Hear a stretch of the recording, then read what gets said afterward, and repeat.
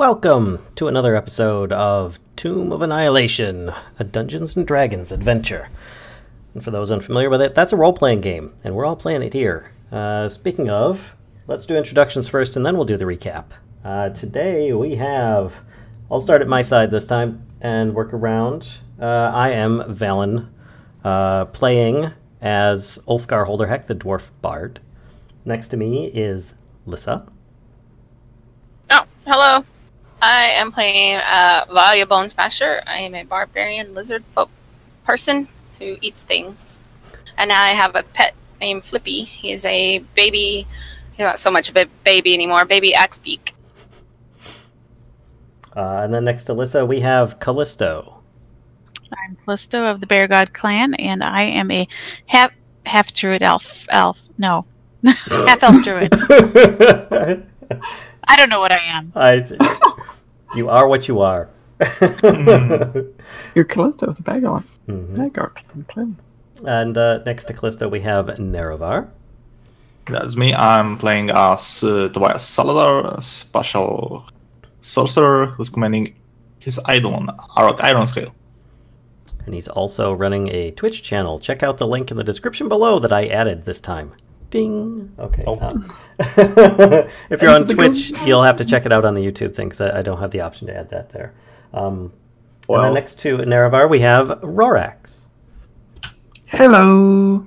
I'm a fellow YouTuber. You can find me over at RoraxPlays on YouTube.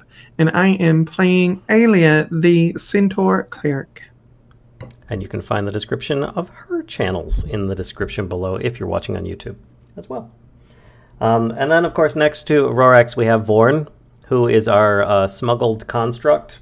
He's just an NPC that we basically can command.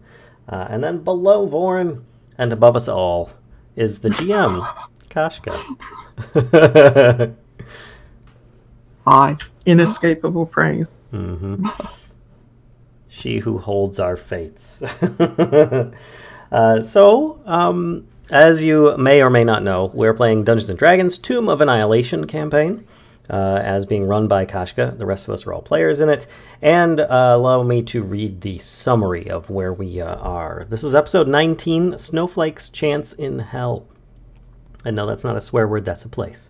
Our group of adventurers continues in their pursuit of the Soulmonger, an artifact said to be cursing all those who have been resurrected before, to waste away to nothing. Their search has brought them to a land called Chult, where dinosaurs roam wild. In this land, our party of misguided adventurers have fought long and hard. They reclaimed an ancient stone tower from Terrafolk, where a new member of their group was released from captivity. Difficult choices were made in Camp Vengeance, which brought them new allies. Critical information and presence were gained from a visit to a wise oracle. A construct named Vorn was also found and reanimated for added help too. Not to be overlooked, unless you are a merchant prince, was a centaur who was rescued from an exotic animal smuggling ring. She's also quite happy to join the group and help quell the undead menace. Our group snuck into Port Nianzaru and procured passage to Port Castigliar, bringing them closer to the Arokh that may yet help them to find the source of the deathly plague. The passage by water isn't easy, though, as a dragon turtle taxed them, and what seemed to be out-of-place frost giants were found along the shore. Take it away, Kashcah.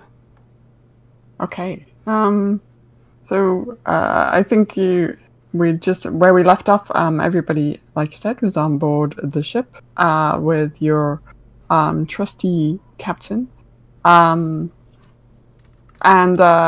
You'd decided not to kind of confront the frost giant ship. You saw 3 of them on deck, your captain was able to kind of maneuver a bit further out to sea to give the frost giant ship a wide berth, and continue on south to Port Castigliar. So this is where we pick up. It's kind of middle of the day-ish, and the sun is high in the sky. The one thing that's nice about being out at sea is that you don't have the intense humidity of the jungle. It's been quite a relief these past few days to get out of that kind of closeness of all the jungle vegetation and the weather that you've experienced while you've been in amongst that. And the Automate Swift and Dark, there she is. So middle of the day, the crew is steering the ship kind of further southeast while you go around this, and the sea is fairly rough, but nothing that Captain Automate cannot handle. So yeah, this is kind of where we pick up. Is there anything anybody would like to do while you are sailing, or?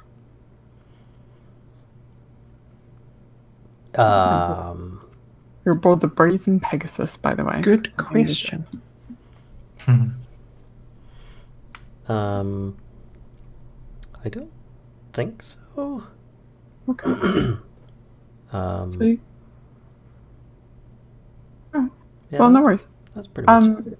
Yeah, you've got about probably a good 6 more hours left of sailing in the day. Currently trucking along pretty well. Automate says, your expectation is that actually you'll arrive at Port Castigliar some point tomorrow, probably. Let me just count up. 1, 2, 3, 4, 5, 6. Yeah, some point like kind of late afternoon tomorrow, depending on how the weather fares. So yeah, it's kind of to the point now where you're quite familiar with the crew.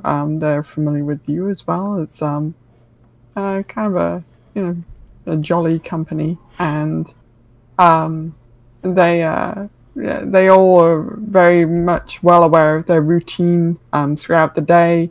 Tending to the ship and making sure it stays on course. So yeah, there's lots of kind of adjustments that happen throughout the day, and the crew is very attentive to First Mate Grigg and Captain Automate. So it is, the boat does kind of pitch around quite a bit in the sea, and as you can imagine, the wind is blowing, and plenty of like sea at this point you kind of have this like salty feeling over you, just from the wind, like constantly kind of picking up sea, mist from the sea, and the waves crashing on the ship as well. You have this kind of, your hair and your skin all has this kind of salty feeling to it. So you continue throughout the rest of the day. Nothing particularly intense or exciting happens. You leave the frost giant ship in your wake. You're not sure if they saw you or not, but they definitely don't seem to be following you. Mission accomplished. So by the end of the day, let's see, 1, 2, 3, 4, 5, 6. By the end of the... Oh, that's the wrong thing. Hang on. Oh, goodness. Dear. Yeah, sorry about that. You grabbed the wrong thing. You end up about there by the end of the day. Cool. How many days Are has it you been sure the boat didn't carve a path across the mountains? It's an airship. Magical boats. Captain Automate's good, but she's not that good. So, how many days has it been since we left Port Nyanzaru? You think you're coming up on your 5th day? Okay. Which I might add, if traveling by land, that would have been us going that far. Maybe 40, 50 miles. So I feel that we're doing just fine. And that's assuming that we didn't run into anything that slowed us down. Like death, destruction, and dinosaurs. The triple Ds. But loot. It's all on that frost giant ship. Yeah. Well, we are still at a point where we could make landfall and travel north along the coast. To what end? See what the frost giants are up to. Probably destroying and pillaging. But to what end? I don't know. They are very out of place. Exactly. It's a very specific looting and pillaging. Now, we did run into some giants in the past before, but we didn't know what kind they were. And they were, what was it, somewhere around this area, I think? I can't remember where exactly. It is a big area. But we ran into them somewhere along the return trip to Port Nyanzaru, if I'm not mistaken. Or maybe it was around here. I don't know. I mean, our party's really good at backtracking and making circles, as we see on our lovely map. Yeah, actually, yeah, that reminds me. I think it was around here because we got lost.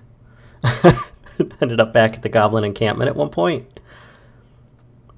I think that was about when we ran into him. So it was somewhere around here. But I don't know if they were frost giants or not, or if they were just some other type of giant that happened to be going across the land. Yeah, it was during a huge, nasty storm. It could have been that the ship's empty. Maybe they shipwrecked. Mm. I mean, they're swimming. We can go take a swim with them or something. Or we could forge back on to Port Castigliere.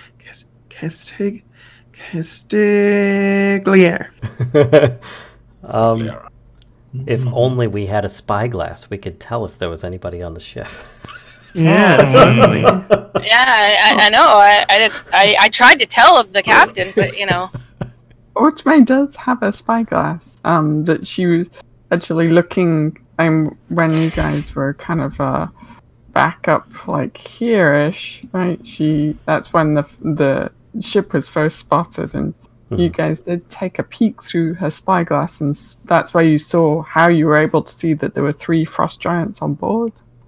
And you were also able to see that the sails were made out of dragon wings and generally looking badass, basically. Yeah. Not like us on our please don't eat us dragon turtle ship. As opposed to the ship that's made of potential other dragons.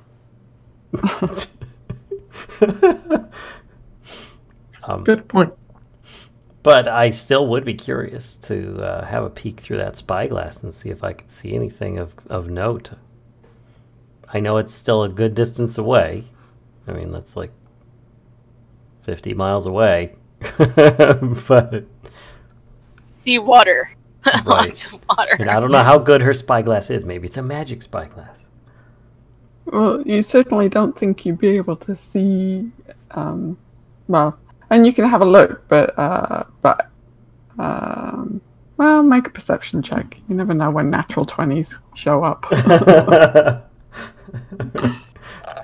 Please don't roll a 1 and drop it over the edge. Please don't roll a 1 and drop it over the edge. Shit.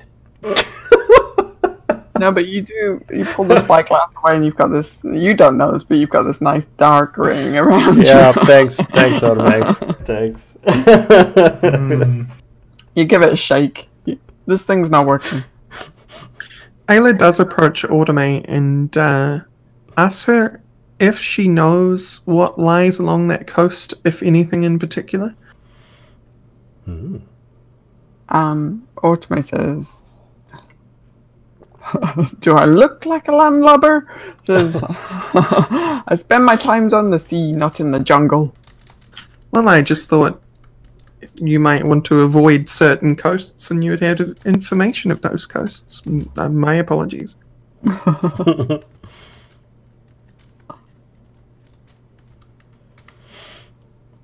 Okay. She trots back over to the awning.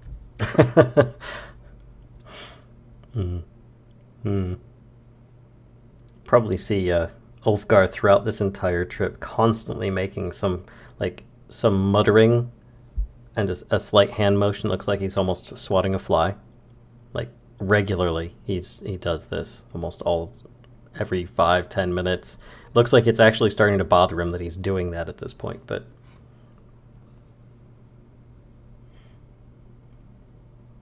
And there is no fly. Aelia will take the bait. What?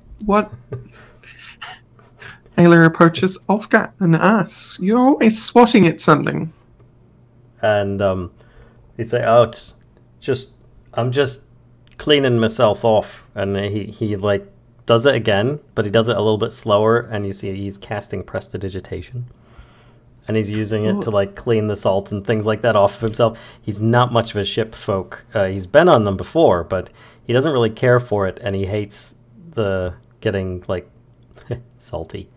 But you can see that Aelia is not used to being on a ship either, and she's still a little bit green around the gills, being both a centaur and on a ship. Yeah, I didn't even think about but that. She seems kind of off-put by the fact that you're so fastidious. It's the fact that my armor, I'm concerned it's going to rust with this much exposure to the elements. I only just got it, see. I see. It would be barding in your case, of course. Well, I stick to pliable armor for that reason.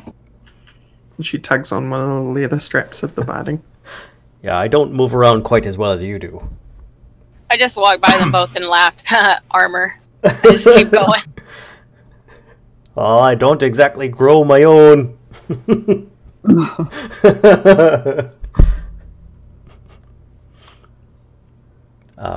But Ulfgar still wouldn't have any interest in pursuing the Frost Giant ship at this point.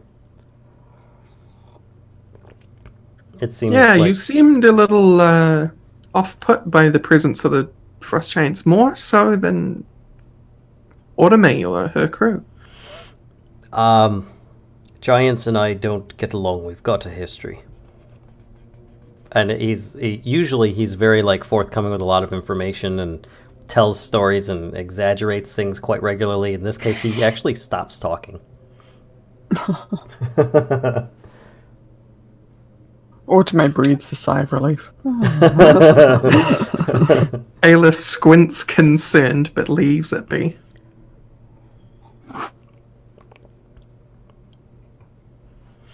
Okay, so as the sun sets, the crew kind of makes ready their hammocks under the awning and get out some kind of evening, food and drink, and they make merry around a kind of upturned spool reel. So they've got a bottle of rum out and bottle of tej, and they're having a very good time.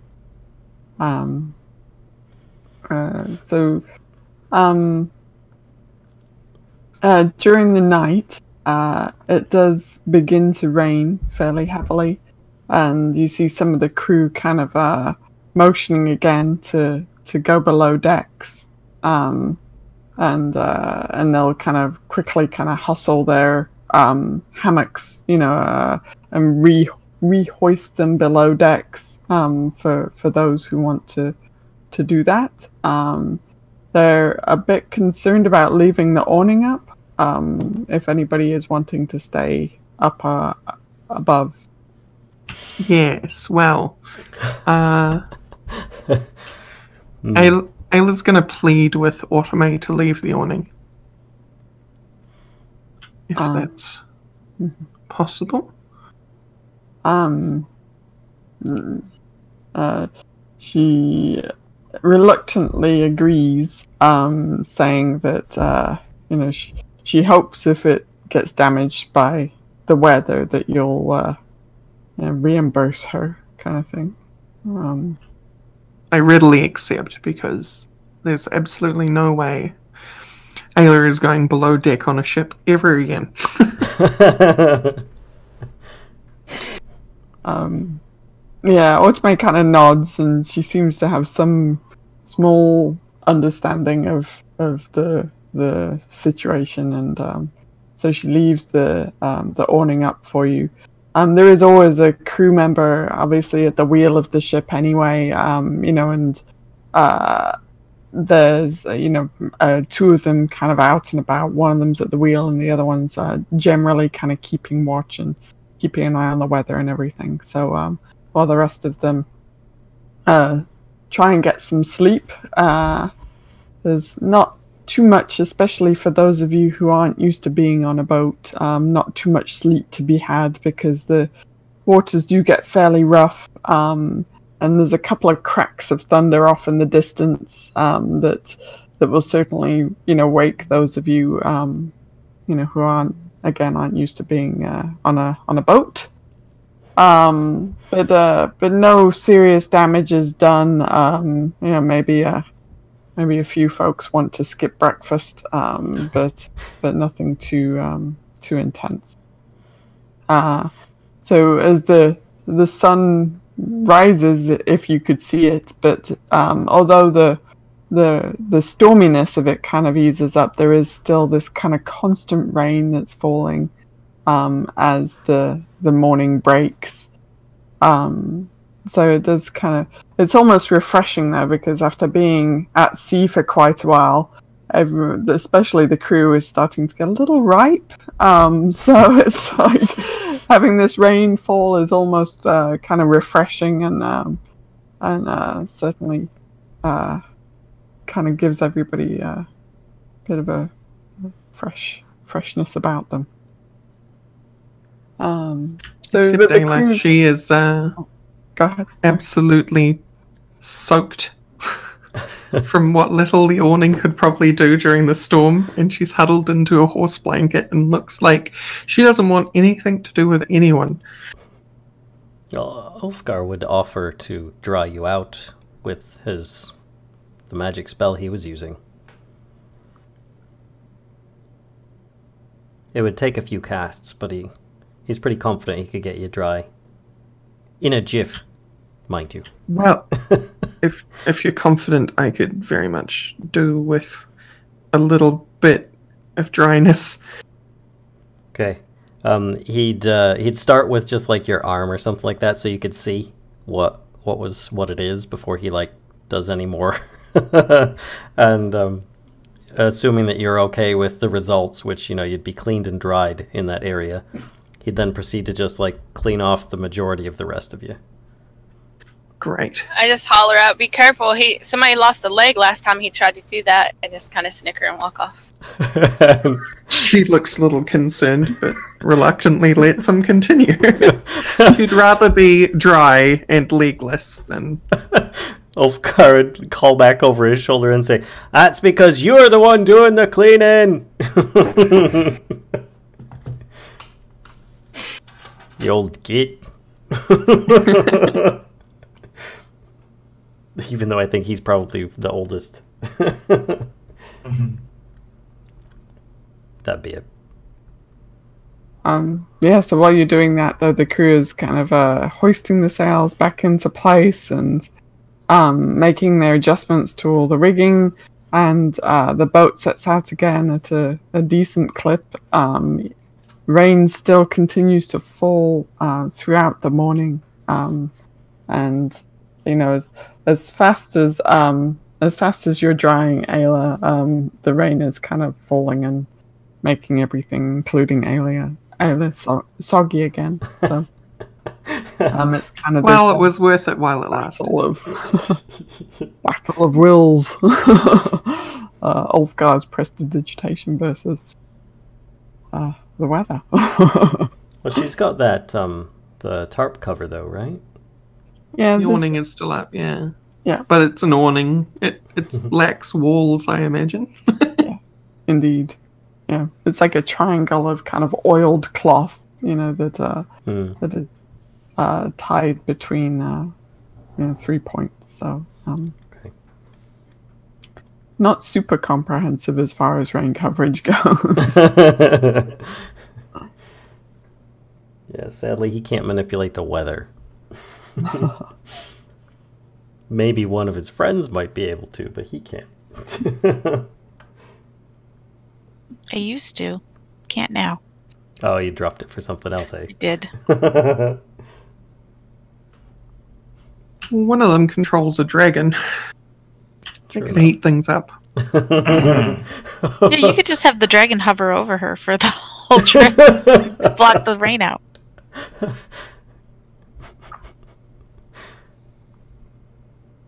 I don't think Arokh's into that. He just shoots a glare on Aelia. Again, it was Well, worth a it's- shot. With a mix of anxiety and anger. So here's something that I have yet to try. As we're still on there, I would attempt Ulfgar's tiny hut. I don't know how it would work on a moving vessel. So I would try to summon it with like a ritual centered on Aelia. But if for some reason it starts like moving and the ship stays, like it stays still, but the ship is moving, and therefore it would like knock other stuff over and stuff, he would instantly unsummon it, before it causes any damage. So he would attempt to do that without being sure how that would really work. So, as if the hut wasn't affected by physics. Right. It's magic. What is magic? Magic. So, and the hut actually stays centered on the point of the ship that you center it on. So it's moving kind of with the ship. But you do notice, so at first the crew is like, what the fuck? They're a bit like perturbed by the fact that there's this like dome now on board. And then You'd make it completely transparent. Okay. And anybody on board would be able to walk through it. So it'd just be like this globe of dry. All right. That definitely helps. if their pathways had been obstructed, they would have been pretty ticked off, I think. Yeah, it definitely You helps. can even enjoy it now.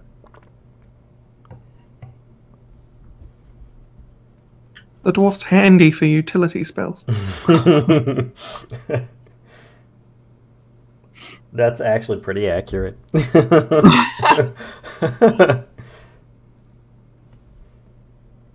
So the ship is gonna, continue.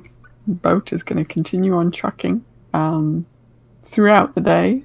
Let me know if there's anything you want to do on your what looks very much like it will be your last day on board the Brazen Pegasus. Aelia throws up overboard. And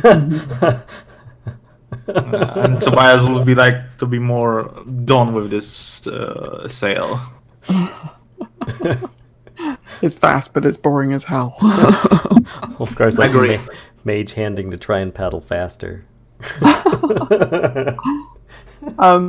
So yeah, when you get to kind of the beginning of this inlet over here, they do kind of the crew adjust the sails, and you do see eventually, actually, even as you get further inwards, in towards the mouth of the river. At first, they just kind of put away a couple of the sails, but eventually all of the sails are kind of stowed, and these great oars come back out again, and the crew paddles you as close as they can to Port Castiglia.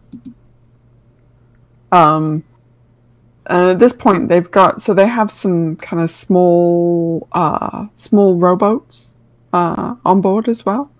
So they kind of swing a couple of these out over the side of the sloop down into the water below. It's not super far, of a distance, but it does require kind of going over the side of the boat down into kind of these rowboats, and also after much pushing and shoving and sweating, and the crate that has Vorn in is hoisted out of the hold. And again, they're kind of pushing and shoving this thing over to the edge and down into one of these rowboats. And you're sure for just a second that actually this rowboat is going to sink with the weight of Vorn in it. And it comes really close, but they do manage to kind of get this thing into a boat. And these two sailors that are in the boat with it start rowing with it towards shore. And they're saying, to the whole party that you better save your strength because you guys have got to unload this when we get on the beach.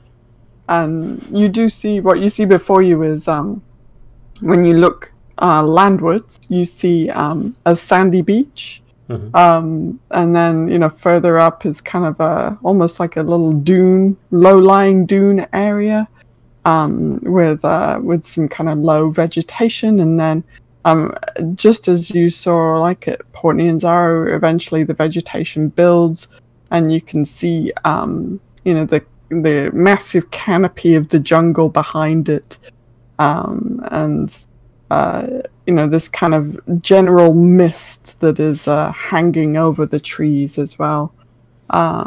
So whenever you're ready, there are 2 rowboats in the water just below the edge of the sloop for you to climb into, and there is a sailor in each of them to row you to shore. So, yeah. How are we gonna get the Centaur in there? I've got an idea. I already thought of this one. Aelia, can you swim? I mean, I can, yeah, but if I can get you into the water safely, would you be able to swim to shore? How far are we from shore, Kashcah? Yeah, you're probably good,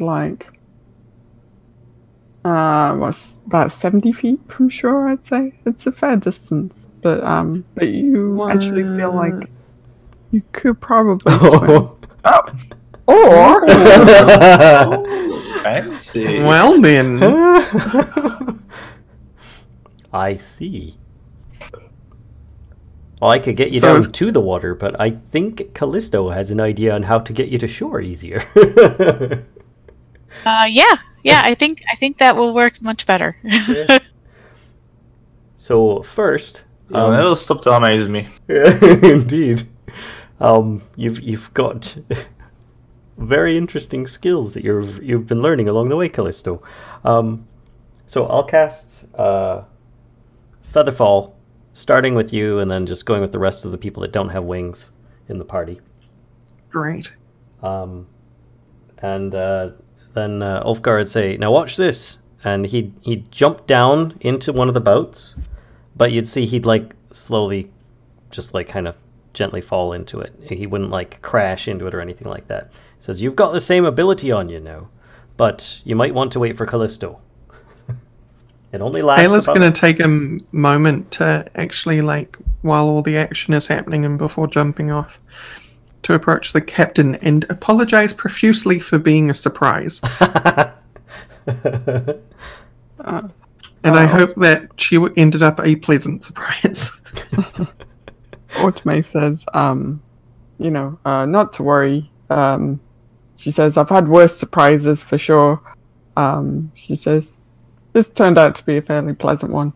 She says, "But you do remind me, this one over here," and she's pointing at Kellisto, "owes me some money." She's like, "Hey, you." She's like, "No leaving without, paying for your way." I've got Didn't it I down give the here. bag back to you, Ulfgar? Yeah, I've got it down here. He climbs back up. I'm just gonna hop into the boat and just hop down and roll into the boat. Ulfgar would also say, "Just remember that spell I cast only lasts about a minute. I can cast it again, but don't go crazy." You'll have to cast it on Flippy. I'm yelling. I would have cast it on Flippy. Pitiful. I can cast it on up to 5. Jumps down to the boat with the least load. Yeah. To wait for Kellisto. So Ulfgar climbed back up and offered to pay up. I have no idea how much it is at this point because it was going back and forth and rising and falling. So, how much is she asking for? Let me look at 22 gold pieces. Yes. No. Nope, I think it was more than that. Tobias is searching his bags, and he's pulling out his last chunk of this snail trail, of this glass snail. Mm-hmm. Hands it to the captain and saying that should suffice. This should be sufficient. She looks at it. What the hell is this? She said. It was 85 plus whatever we agreed to for keep forgetting your name, I'm sorry. Aelia, I think you agreed Aelia. to So was it originally 85 plus the 50 for Aelia? Yeah. Okay. So if somebody wants to do that math, that'd be great. 135. Mm-hmm. That's flail snail glass. I'm sure at the very least it would help you with re-entering the port through your turtle friend. She says, you read my mind, dwarf. She says, if you don't mind, I'll be taking this and the gold. She says, this will offset the cost that I had when we were leaving the bay. Ulfgar would pull out 135 gold pieces. And then he would also have added in 15 for a total of 150. And then say, here you go. And he's like counted it out to her. And then puts the extra 15, like palms it in his hand, puts it in her hand like a handshake, and says, 135 as we agreed. And he winks at her when he does it. She narrows her eyes at you. He says, thank you for your help. She says, it was a pleasure doing business. She's still kind of eyeing you a little suspiciously. What? Pleasure indeed. In the meantime, I'm like, can somebody help me? Just give him a push. And I'm pointing at Flippy. Just push him off. He's fine. I'm like trying to coax him down with fish, and he's like, Flippy's like doing the taps at the edge, like, I want to get down, but it's scary. I'm like, I'll catch you. Come on. In the end, does he have feather fall on him? Yeah, I would have put it on him. Yeah, I would have. Aelia gently boots him off with her hind legs. Aelia, myself, and probably Kellisto, because Tobias usually rides Arokh. Yeah, I'm gonna walk with Aelia, because I have to kind of be near her. I mean, you guys can walk with me too, but we'll walk across the water to the shore. Okay. I'm always trying to catch Flippy. Yeah, like trying to catch Flippy, even though he's gotten a little bit bigger. Flippy's little wings go, whee! You know, he's like flapping like mad, and he's like, you see his eyes get really big, like, whoa, like, I'm flying! He's like, I'm like clapping, Flippy, you're a real bird!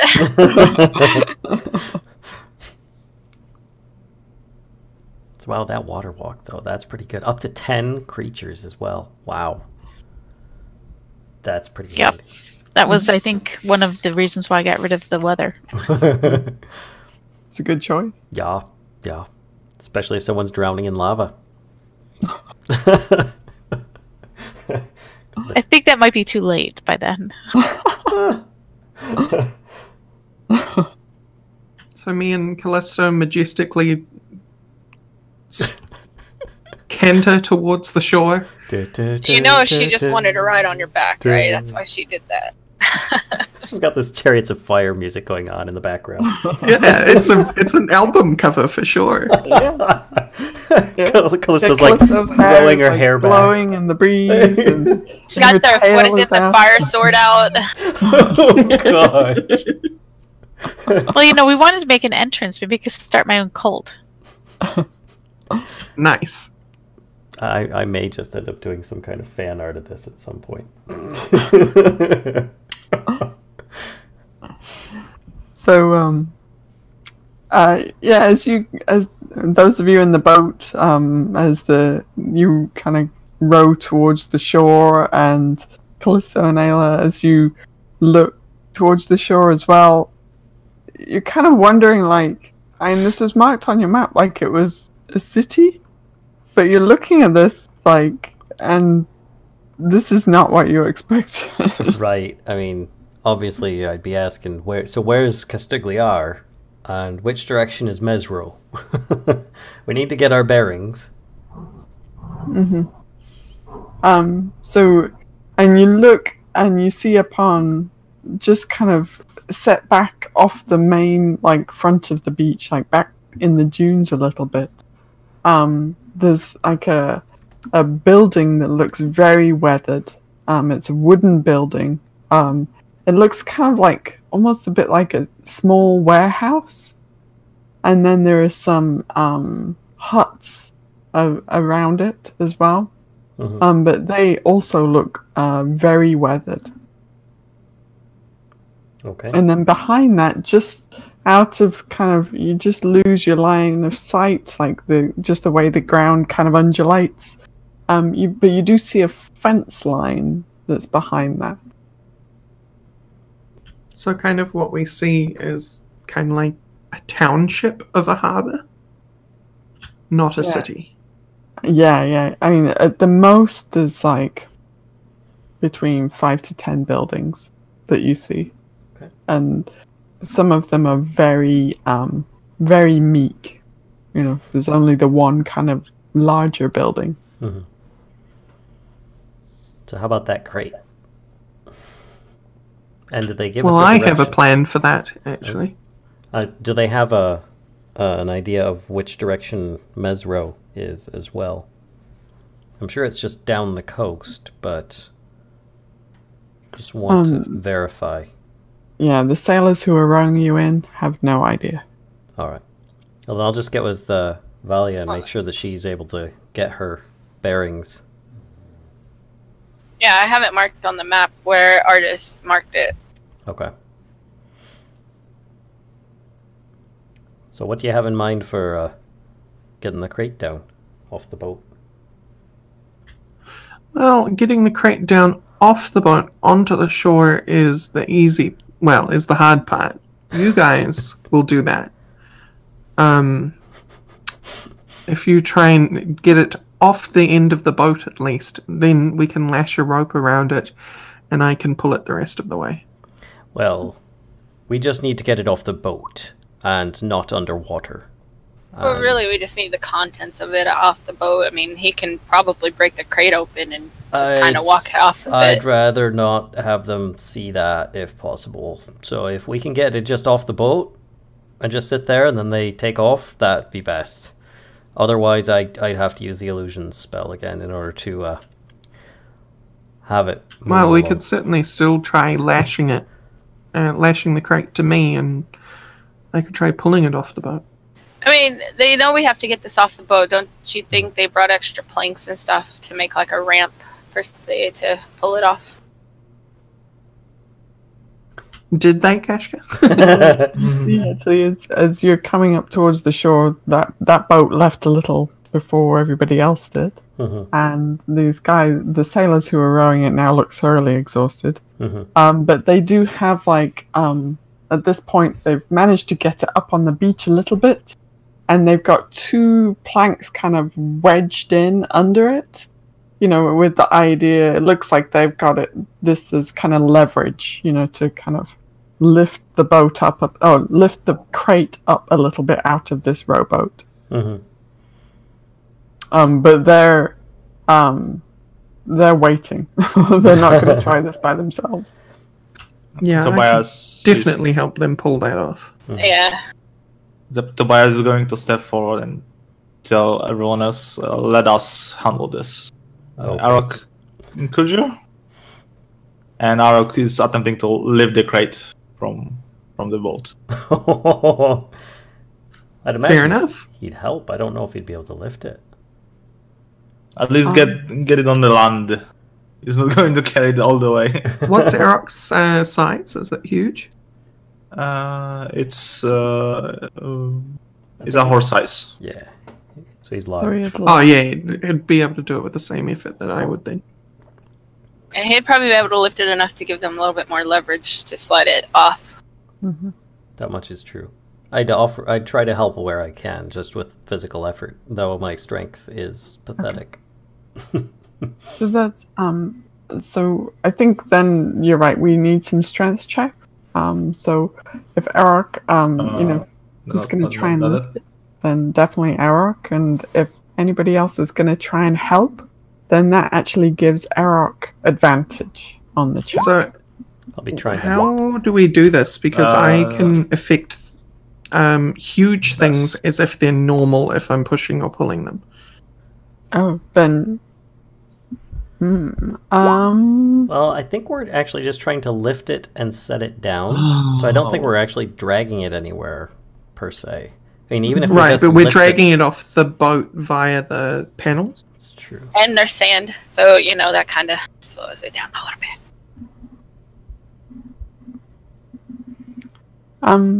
So I think between you with these checks, you're able to get the thing up in the air. So Arokh's able to get it kind of up in the air with some assistance leveraging it as well out of there. And then Aelia would be able to kind of help drag it forward onto the beach. Sweet. So you kind of pivot it off the boat almost. So the waves are kind of lapping at the edge of it just a little bit, but it doesn't look like it's going to float away or anything like that. So I asked one of the sailors if they intend on leaving immediately or if they plan on staying docked for the day. He says that they'll be getting back out to sea. Okay. Safe travels. Stay clear of that ship. He looks at you like, do I look like an idiot? But yes, but they give you kind of a nod, and if you've got any gear in the boats and the rowboat that you some of you came in on, then they help you unload that as well. They're a very friendly bunch. But once everything is out of their rowboats, there's no kind of hanging around. They do immediately kind of shove the rowboats off the beach, jump in and start rowing back to the Brazen Pegasus. Leaving you all on your own. Okay. Bye. Bye. Yep. Yeah, so this is, it's probably about 2-3 o'clock in the afternoon. Maybe more like 3 o'clock in the afternoon. By the time you've got the crate off the boat and they've gone back, the sailors have exited, and here you stand on the beach in Kitchu's Inlet. Ulfgar says, well, I'll tell you what, I'll start setting up camp here, up just off the shore. And why don't the rest of you, and I'll keep an eye on Vorn here, and why don't the rest of you go check out the rest of the village buildings and see if we're alone or not. And when you come back, by the time you've done having a little look round, perhaps they'll be out of eyesight and we can bust him out the crate. How are you going to move him? Well, he's just going to stay there for now. And I'm going to keep an eye on him just to make sure nothing happens in the meantime. I mean, when we take him out, how are you going to move him? I've got the amulet. No, you don't. He starts looking in his... Artemis. Oh, no. Artemis had it. Yeah, no, you took... No, Artemis got it handed back. it off to us. Yeah, Artemis handed it to... Well, I don't remember if you were with me or not at the time. Yep, he handed it to Valia. Right, but I don't know if I was... Y'all didn't see him hand it to me. That's the thing. I had walked off away from you guys, and he handed it to me. Metagaming. I swear that I had asked him for it, though, as he was walking away. You told him to hold on to it until we got to Mesro. Oh. I did? Mm-hmm. That doesn't make sense. I think that was when you were going to be traveling together, and then Oh, you had. Then he took off. right. But anyway, I was like, okay, anyway, well, we'll figure that out when we get to it. And I'm Well, going to he's not- start walking towards the... It's not going anywhere Yes. now. Yeah. I tell Flippy, stay here and guard Vorn and Ulfgar. I'll start making dinner. Afternoon brunch, lunch, whatever. I'll head off. I'll start heading off towards the buildings. Okay. Yeah, I'll run behind her.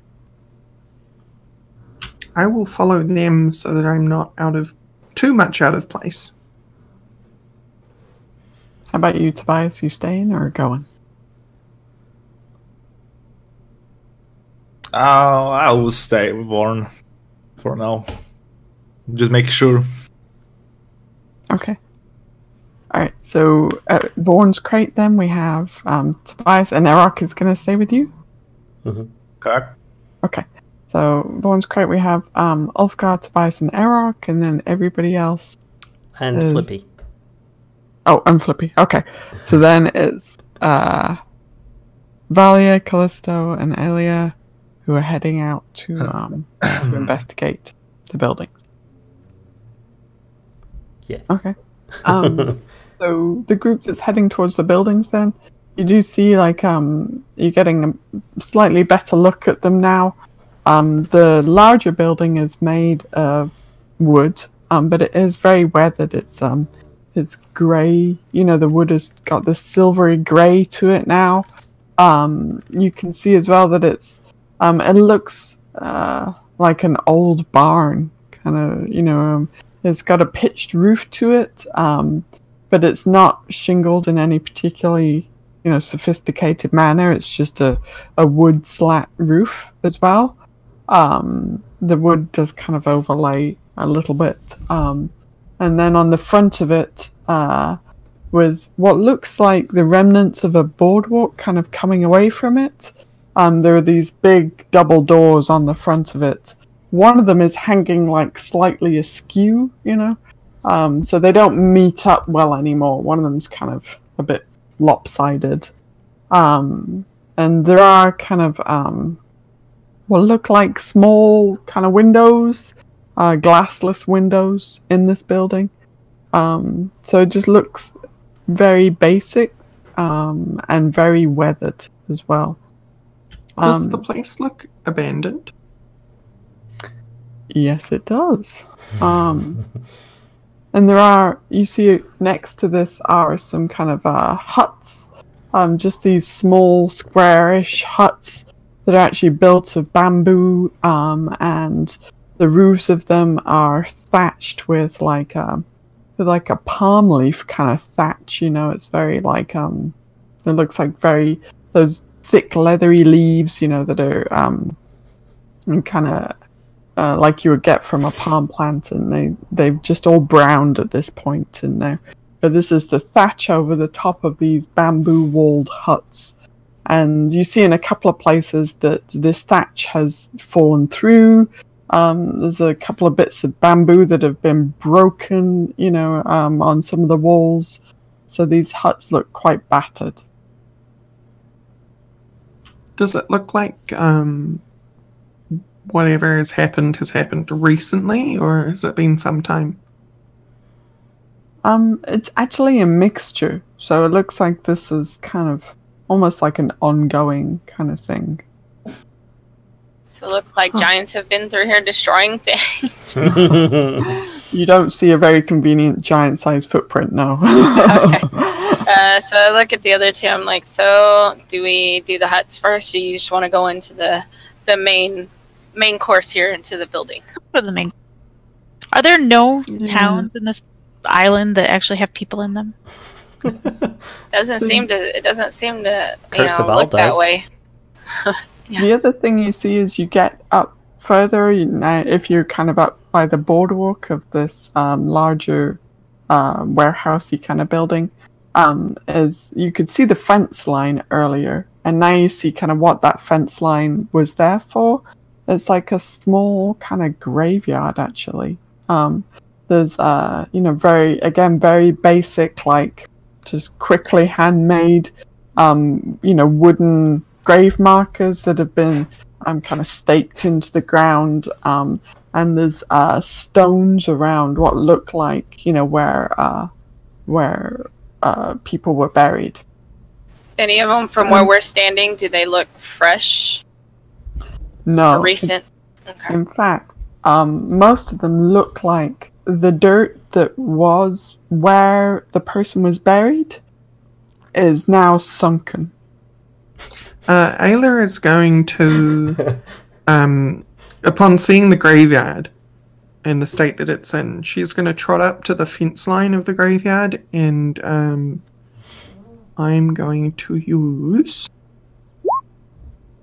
this. Eyes of the grave. I'm like, hey, Aelia, you may not want to get too close. The undead seem to be roaming about, and they're not fun to play with. She's not paying attention. She's already shot off. She's she's made her own undead detective move. I look at Callisto and I shrug. I was like, well, I guess we'll just be ready in case something happens. Yeah, it looks like they're already empty anyway. Whatever was in them crawled out. Yeah, that's what I'm afraid of. Okay. So you use that. One of your class. So you use that, and you don't detect any within that radius. Okay. She calls back to Callisto and Valia that that whatever did come from those graves doesn't seem to be here anymore. I kind of look at Valia and I'm like, see? I just shake my head. I was like, well, I mean, that's good news, so... Okay. Like, should we go venture in to see what we can find? Maybe they're all in the big building. Yeah, That'll the be big fun. building. When you Can I investigate to see if there's, like, any other buildings, like, further inland? Through the trees, or... What you do notice, standing like right up by the graves, at this point, is you can. Some of them just they look like whatever happened here happened a while ago, and that the dirt has kind of just sunk back in again. But some of them you can see like again, like imagine like Wild West kind of coffins, like just wooden, zero carpentry skill kind of, slapped together coffins. And you can see like some of the wood of them is broken and sticking up. And you can actually, when you see that, you can also now notice that there's chunks of like what look like coffin parts of, there's chunks of wood, like planks like this, kind of scattered next to some of the graves. So it looks, okay, close. I was like, whatever was in there, they busted out really quickly, which does make sense if we're kind of close to Mesro, because remember the necromancer was in Mesro. Oh, yeah. Meanwhile, Ulfgar and Tobias are all like, nice tasty bacon, some tomatoes. You sitting on Vorn's crate, just kind of... Poor Flippy. Now we're setting up like a campfire and stuff up on the shore. I look at them, I'm like, well, just keep our eyes peeled just in case, and let's go in the main building, and then we can check out these smaller huts. But I have a feeling whatever busted out of here probably is not around, and probably possibly that necromancer that was in Mesro at the time. That's been a while from what artists told us. Do either of you have like an enhanced hearing of some sort? So you can like kind of listen for stuff? You recall Ulfgar often says he has the ears of a fox. I only have the eyes of the grave, and I was thinking about kind of going to the cardinal points of where I'm standing of the graveyard, like the extremities away from me and then left and right, and using Eyes of the Grave again in those spots. Yeah, the only thing I have really is Danger Sense, and that just basically gives me advantage on dodging if something pops up randomly. So yeah, Kashcah, Ayla's going to do that. She's going to shout back to the others and tell them, I'm going to explore this a little further. And she's going to go around the graveyard, but she's going to specifically go to, like, basically the 4 points, if you were to cut that graveyard in quarters, and use the Eyes of the Grave in each of those quarters. I guess I'll follow, like, not too close behind her, but, enough. That way, give her kind of, like, we don't know if we need to give her space or what, so. But we don't want her to be alone either. So you're just kind of giving her you're covering her while she's done. Yeah, just in case. She does seem to be single-minded at the moment. It's got her little aliens, like, motion detector. Do-do. Do-do. Maybe. Do-do. Do-do. These little feelers pop out of her head, and they're like...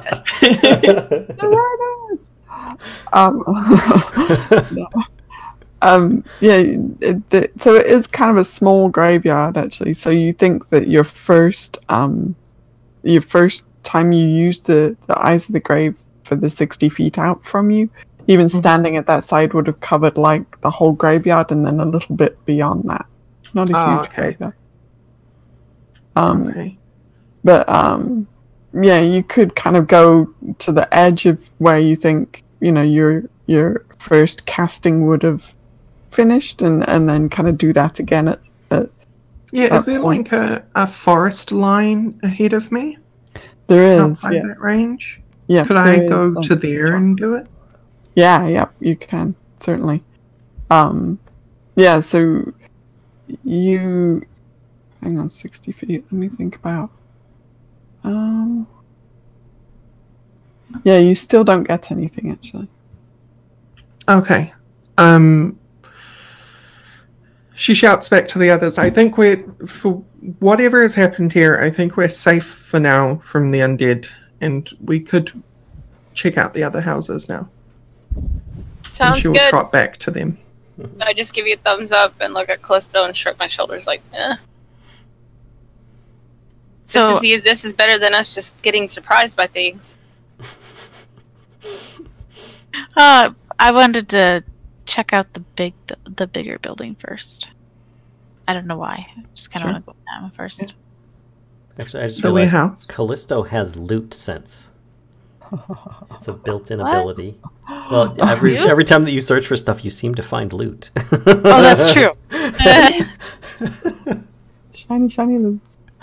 I do like my loot. Actually, I am going to stick around the graves. Can I investigate some of the coffins? Yeah, definitely. Yeah. Let's I'm gonna do Callisto with the larger building first, and then we'll come back to the grave investigation. So Callisto, you approach kind of up this, what's left of a boardwalk towards these two bigger double doors. They are big, like just barn doors, and again, it's very weathered. You can see the rust on the hinges from here. Clearly the sea weather is taking its toll on this building. So one of the doors does stand kind of lopsided to the other one, but they are both still kind of shut somehow. One's just overlapping the other one. I just point at the window, the glassless windows, and like, should we just look into one of these? I was going to ask, lift you up into one, or yeah, is the gap big enough? I mean, Callisto's only like 5'1" and like 100 pounds, so she should be able to fit into lots of little things. So you can see, like, I mean, if you wanted to kind of wriggle through, you'd have to, like, if you've got your pack with you, you'd have to take your pack off. But you could kind of just wriggle your way through the gap without opening the doors if you wanted to. Well, is the one that's... Well, I'm wondering, do they open inward or outward? They look like they open outward. You can see rusted hinges on the outside. Well, I'm thinking if I get in through the gap, I can then try to push the door open enough that you could get through. I can try to pull the door. I'll try to pull and see if it'll budge. Okay. I'll wiggle my way through. Okay, so you're so Callisto's wiggling through and giving a shove, and Valia's pulling on the door, and so the door does kind of it's got some sand built up against it, and the hinges feel like they haven't been moved in a good long while, and but the door, after some kind of pushing and shoving, does open up, and light kind of streams into this very dusty interior. The glassless windows are small. They're just kind of almost they're just for ventilation more than they are for light, just to kind of keep the interior so it doesn't get completely musty. But so you can kind of see like shafts of the sunlight or daylight are kind of streaming in through these windows, and you can see just dust is just everywhere. It's just in the air. It's just kind of misting throughout, or not misting, but when you open like a really dusty thing, that's basically what's happened. Is the dust has all been disturbed from opening the door, and it's just kind of up in the air, and you can just see this in the air, and it does smell like really old in here. And what you see is like probably a 30-foot by 20-foot interior, and it's you see crates, broken crates, barrels that are tipped over. The lids seem like they're long gone. This incredible kind of decay throughout this building. Looks like it was a warehouse of some sort. Yeah, possibly. I'll take out a torch and look and see if there's any torches on the wall that I can light. Yeah, you don't. So you light up your torch and you can see much clearly now, and much more clearly now in this room, and you don't see any other torches on the walls, but you do feel like this wood is so old and dry that if a torch came close to it, it would just it would catch quite easily. But I mean, before you just there's some there's old spool interiors. There's just broken crates. There's racks that look like they would have had things leaning. There's some crappy old fishing equipment. This is what you see at first glance. Well, this stuff hasn't been touched in a long time. It doesn't look like there's anyone here, or hopefully anything. Yeah, I'm going to take a time to just kind of root around a little bit. I mean, there's probably not much, but... I'm just going to hang back by the door. Antique fishing rods. You could sell those for an absolute fortune back in Port Nyanzaro. I tell the voice in my head that I don't want to bring them back. So do I have to do any kind of thing? Like perception? Do like an investigation roll. Perception would have been better. Or not. So you feel like you do a pretty good sweep of the interior, and everything that's in here has no value. Even like there's old lobster pots, and they're just crumble when you touch them, and it's all abandoned crap basically. So even the antique fishing rods? Even antique fishing rods. Wait a minute, those aren't antique fishing rods. Those are just abandoned crap fishing rods. That's the voice I listen to. So I just I look around. I'm like, yeah. I turn to Valia. There's nothing here. I put my torch out and just go back through the door. And I follow her. Okay. I'm gonna go back to Aelia and check on her. I think I'm gonna go look at some of the huts, if that's okay. Or I'm sorry. Never mind. I'm not supposed to split the party. I'll follow you. But that always works so good. While you guys are doing that, while you guys are doing your investigation of the interior, Aelia is checking out these graves. So, Aelia, how do you want to do this? Okay, well, first she's going to take the easy route and take a look at some of the busted coffins and see if there's any, paraphernalia left by the deceased. Whether the deceased were... Basically, to find out whether the deceased were concerned with the paraphernalia they were buried with or not. Whether they just busted out and left, or whether they took everything that was in the grave with them. Okay. So could you also make an investigation roll for me, please?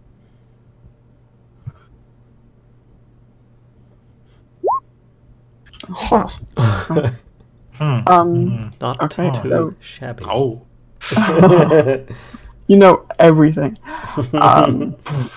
Mine just blown with knowledge about these. So the first thing you notice is that they don't look like what was inside burst out or broke out of the coffin. It looks like something outside broke into the coffin. You can see kind of claw marks that's on the exterior of some of these coffin, the wood of the coffin that you're finding there. So that's definitely the biggest kind of thing that you notice. The other thing anything that they were buried with that wasn't attached to their body, like clothing or something like that. Other things that they were buried with are still in the coffins. So you find a couple of mundane religious symbols, kind of just some memorabilia, little letters and personal items like that. A little piece of kind of wooden jewelry. It all looks very kind of. You don't see anything special in what you're looking at, but they definitely didn't care about what they were leaving. As a cleric of the grave, would I kind of understand from what I see that these corpses have been exhumed and definitely, and anything that was there thereafter was not cared about? It was just the corpses that they were after. Definitely. Okay. Alright, I will start heading back towards the group. Okay. So, yeah, you all kind of meet up. Valia and Callisto leaving this big kind of wooden supply depot building. And you're coming back from the grave, so there are just these scattering of these, misshapen huts left. So I'm like, I wave to Aelia. I'm like, we didn't find anything in the big building. It's been long abandoned and everything's broken and worthless. So I think we're gonna check the small ones. What'd you find out in the graveyard? I think you were onto it with with saying that the necromancer had been through here. The corpses have been exhumed, but whoever exhumed them wasn't there to rob the graves. Yeah, that's not a very comforting thought. Okay, well, let's see what else we can find and then head back to the beach and let the guys know. Okay. So the huts are quite small. you find in some of them, there's about 7 of them, and you find in 3 of the 7 some moldy old bedrolls, and the other 4 are it's difficult to say what was in there because there's so much like leaf litter that's blown in. The roofs have kind of collapsed a bit. It looks like these were makeshift shelters that have not been used or even kind of looked at in years.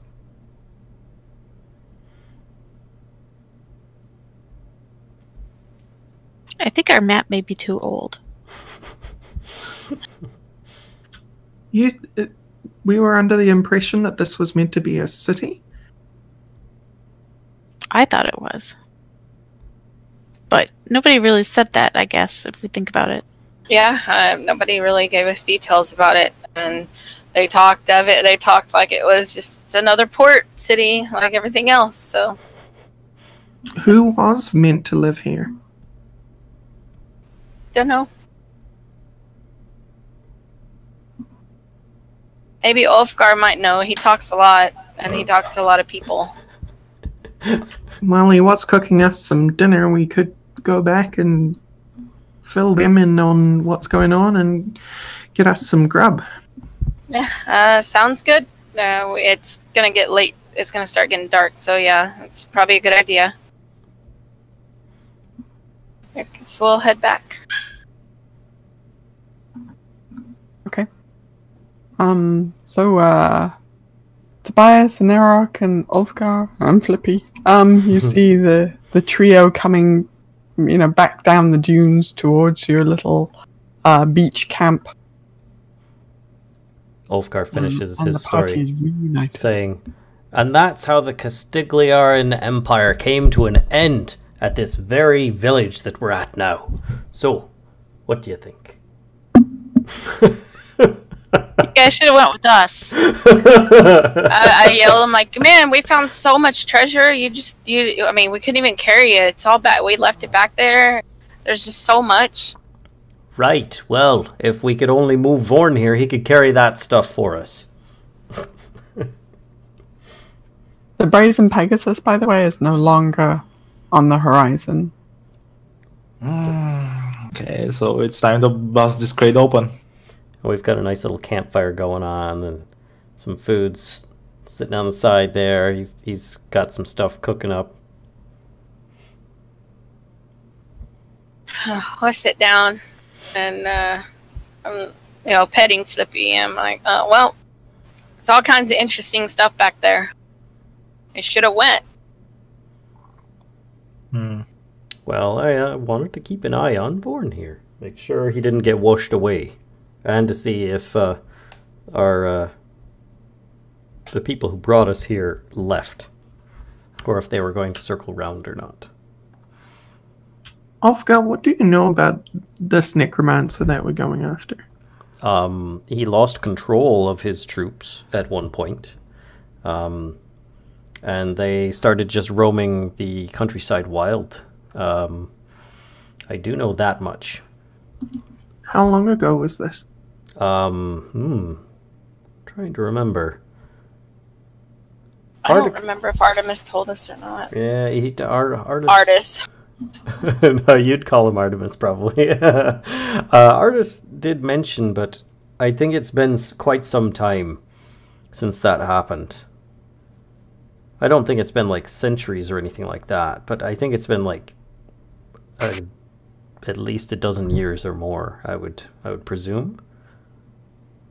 But either way, well, it was his this necromancer friend of his, ex-friend of his, that seemed to cause a lot of difficulty, and the city of Mesro, that's southwest of us, disappeared at the time. They shifted to another plane, I guess, and can't come back until this death plague is removed and his curse is lifted. And he's got loved ones there. So we're going to assumedly meet up in Mesro, which if all goes well, should be about 3 days from here. Maybe less, maybe more, but as the Ironscale flies, it's that way.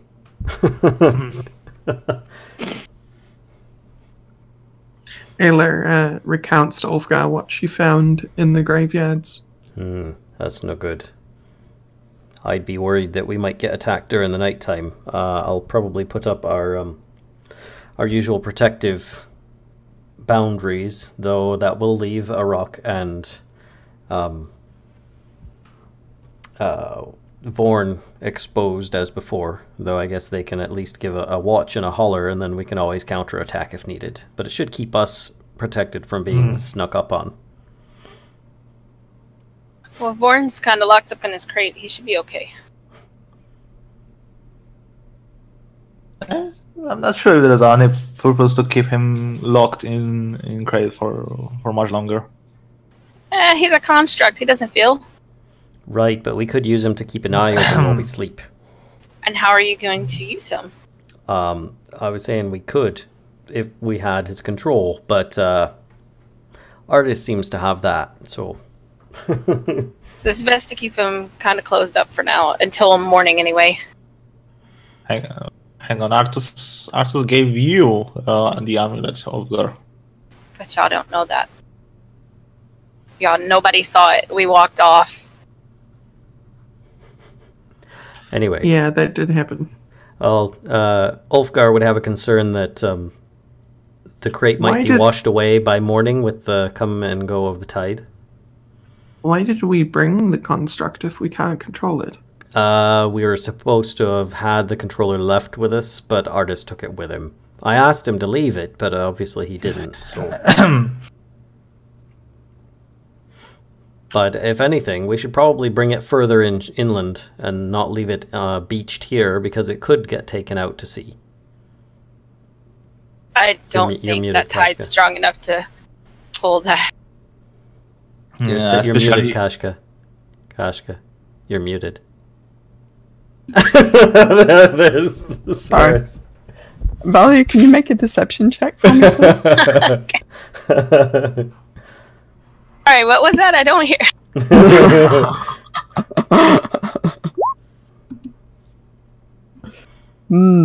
You guys, well, hang on one sec, actually. Let me do this. Because I wanna... let's see, Ulfgar... I'm not a very good liar at 0 deception. Ooh, hang on. Gonna do a little GR here. Ulfgar may not be trained in deception, but his exaggeration comes naturally. Yeah. Ulfgar, you're pretty sure that Valia is not quite telling the truth there. Okay. Then he'd probably be like, so yes, actually, the ship's captain warned me that the tides would be quite strong this time of year, and that we should take care not to leave it here. So why don't you help me push this thing inland? So wait, if you're going to start lying as well, you know what this means. Yep, right? I'm fine with that. Oh! Hang on one sec. Let me look at Vallen. The whole party just side glances each other all night. I can see her seeing through it. I mean, he wasn't exactly being too nonchalant. Tobias is going his face in his hands in disbelief. Valia, actually, you believe him. I'm afraid to say. Sorry. See, Ulfgar doesn't know necessarily that you have it, but he knows that you're not telling him something, and therefore he's going to encourage you to expend more energy than you would normally want to at this point. Well, I'm like, well, yeah, I guess if the tide's that strong, we should open it, and you should just tie a rope to his feet and pull him out. Well, here's the weird thing, is that I don't know if he goes underwater, if we even had the amulet, will he be able to hear us? Is it the construct or the amulet that controls him? I don't don't know. When you were talking to him, you were always talking into your hand, so who knows? Right. I mean, I don't know. So I'm worried if he goes underwater, do we lose him? Because I can't talk underwater. Can you talk underwater? I just like let out a sigh. I'm like, Vorn, come out of the crate. Is this where like He-Man's out of the crate here? So there's this like Kool-Aid Man out of the crate. Oh yeah. There's this immense creaking of wood noises, like the wood is straining, against like the nails around the crate, and you see like the top of it bowing outwards, and then eventually the wood just gives way and just cracks, and then Vorn kind of steps up slowly and stands up at his full height. It's a miracle! Ulfgar just shoots you this evil eye. Aelia is more direct and asks her, what was that? Why the cloak and dagger? Because I wanted to be a surprise, and because had I not went to Artemis and asked him for it, he would still be hanging out here on the beach in this crate. Because I point at Ulfgar, somebody forgot to ask him, remind him to leave the amulet, and he was just going to go on his merry way to Mesro. Well, I thought So he'd be punishment? smart enough to drop it off. Okay, I approve. I'm sorry, I was too busy trusting our team members. I just roll my eyes. I was like, "You're so dramatic." I told Vorn, I was like, "Go sit up here on the beach by this tree," and point like to the tree close to us. Oh, that look, way you don't your get washed dinner's away. burning. I used to pull out some dried fish out of my pouch and eat. I was like, "Is it now?"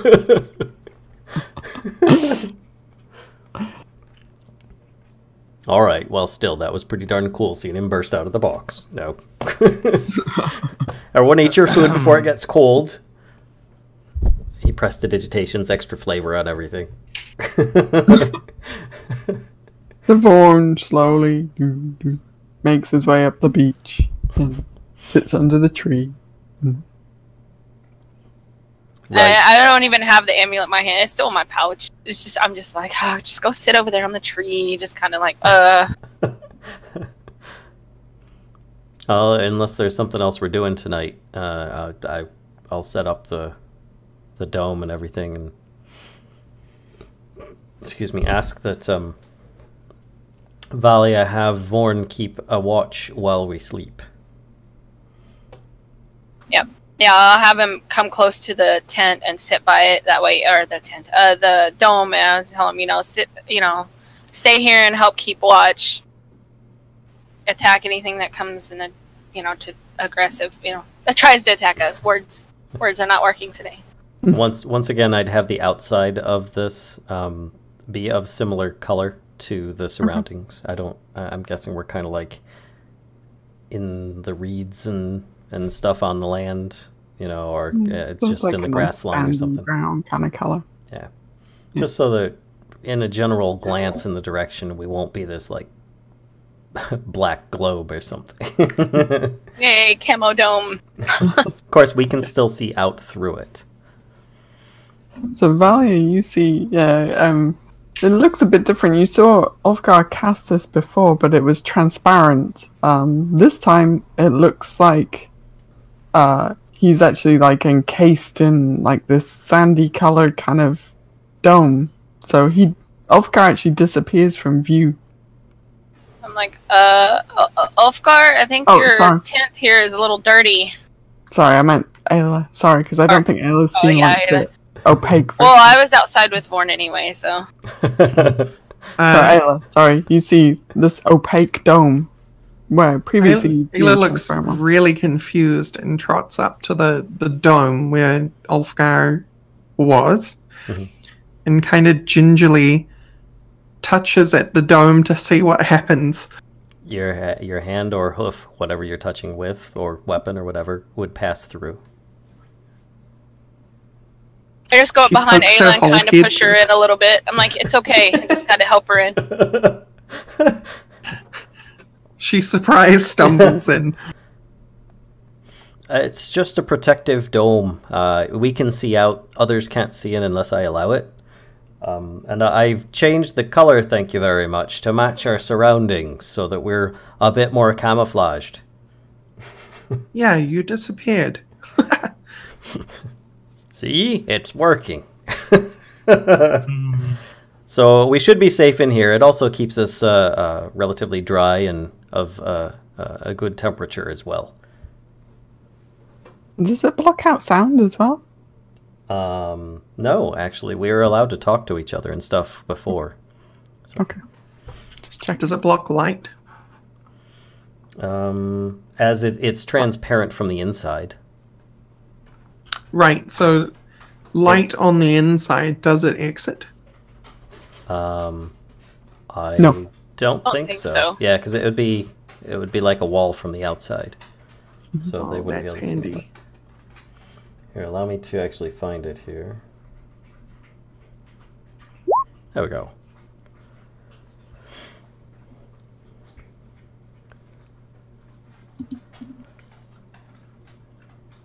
Oh, I can even make it dimly lit, which is what I usually would be doing as well.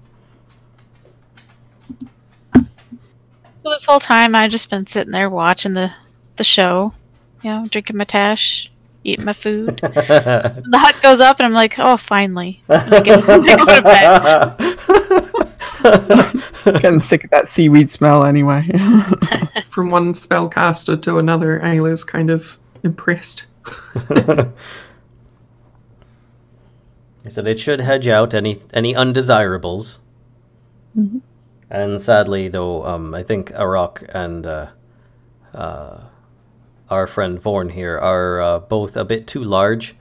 Though you seem to be all right. I wasn't sure if it would work when we were on the ship, but it seemed to accept you. So Yeah, as long as I make myself small, I guess. Yeah, it's certainly cozy. Yeah. But perhaps worth it. Yeah. So if everybody is happy to sleep in here, then Ulfgar already is. Then that's pretty much what happens. So Vorn stands as your faithful sentry outside, keeping watch towards the jungle. And everybody else can get a long rest in. That is not a faithful sentry at all. Isn't that the faithful hound spell? Whatever. So the night passes without interruption. You wake in the morning as the sun's rays peek over the top of the jungle. And you seem to have had a full night's sleep without any incident. Hooray! The smell of bacon did not arouse any of the locals. This place is abandoned and abandoned again. Nothing is here except us. Well, I think it's time we abandon this area then. A couple of spiders, I think, maybe. About it. They were packing up and leaving too. Well, Navigator, shall we? They were Yeah, waving at you as they went by. Right.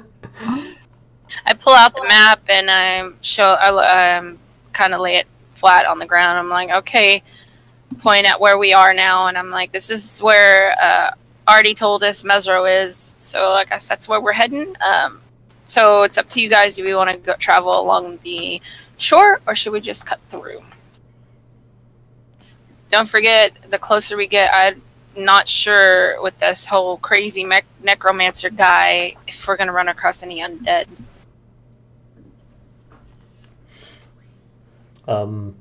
I think we've always had the best luck if we follow the river. I agree. Okay. Thinking back to when we revisited that goblin camp a few times, too many. We tried cutting through that, and it didn't work out. Okay. Yep. Sandy beach as it is.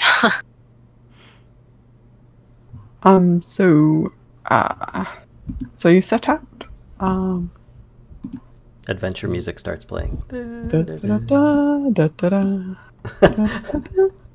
I just tell Vorn, as usual, to follow us. Mm-hmm. Isn't that the music for boulders? Maybe. The party looks behind and boulders adjacent. Giant boulder rolling down the beach towards you. No idea where it came from.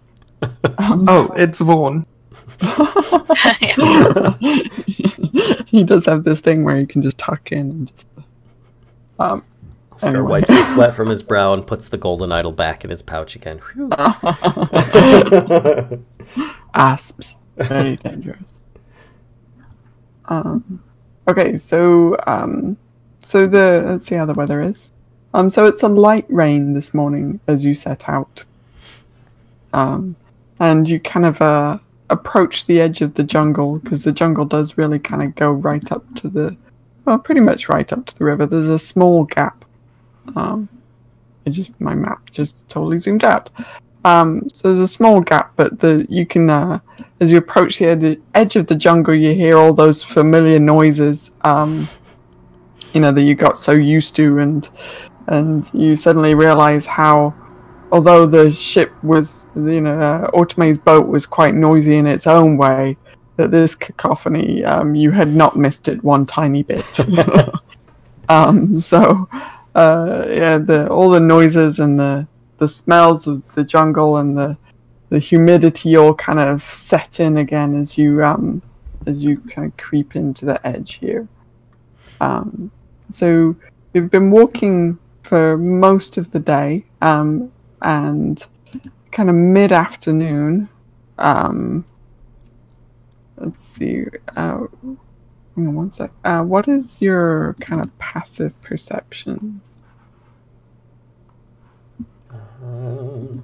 15. 18.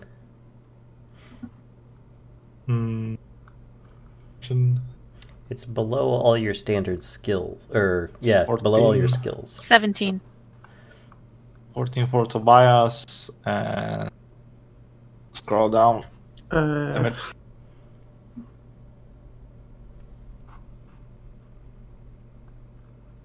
Sorry, where? It's below, your 14. charisma. Yeah.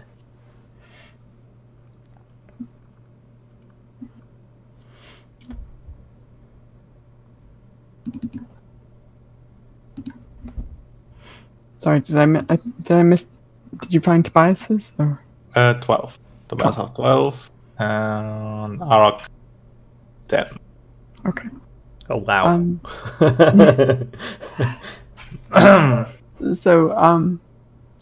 So Valia and Ulfgar, you hear, and actually you get this kind of strong waft of smell of decay. Does it smell like anything that Dragon Bait has made before? I was thinking.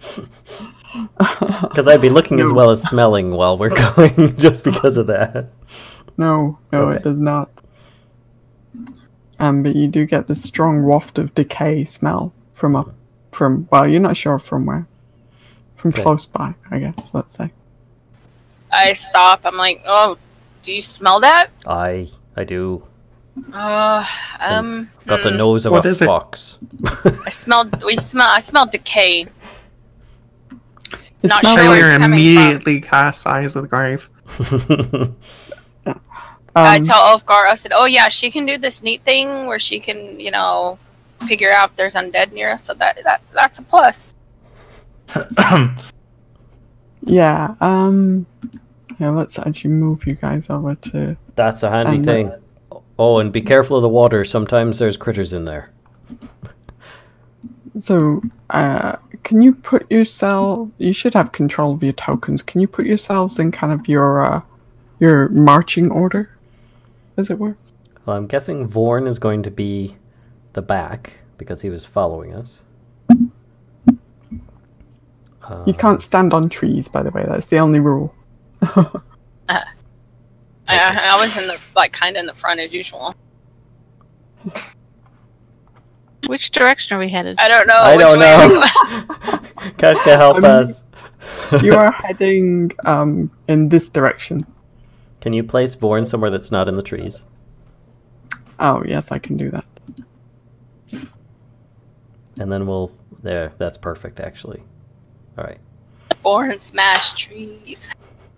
So wait, is Vorn... do you want him up front, or Vorn's kind of covering the back, or is Yeah, that okay? kind of in the back. Yeah. Okay. Yeah, he's good. All right, cool. So yeah, Aelia, when you cast Eyes of the Grave, is that it? Eyes of the Grave. When you cast Eyes of the Grave, you pick up 6 undead within your vicinity. See, do you get to see what? It tells me I can feel where they are, I think. It's kind of like a perception thing. You can open your awareness to magically detect undead. Until the end of the next turn, you know the location of any undead. Okay. So you're pretty sure that directly in your path, if you guys are going in this direction, kind of directly in your path, there are 6 undead. I missed where you clicked because I zoomed in a little too far. I'm on the other layer. Is it like this? Sorry. Oi. Yeah, if you're going in this direction, they're pretty much directly in your path. You've got 6 up ahead. So would they be like... how do I ping? Hold the button down? Yeah. Click on the select move pointer, and then, just hold it down. So would they be about there? Mm-hmm. Okay, I tell everyone to stop. Like, I hold my hand up in a stop motion. And then move my hand to, like, silence everyone. And I tell them... Oh, go ahead. I stop. And I tell them there are as many undead as 6 ahead of us. Draw my sword. Do you know what kind? He tries to say quietly.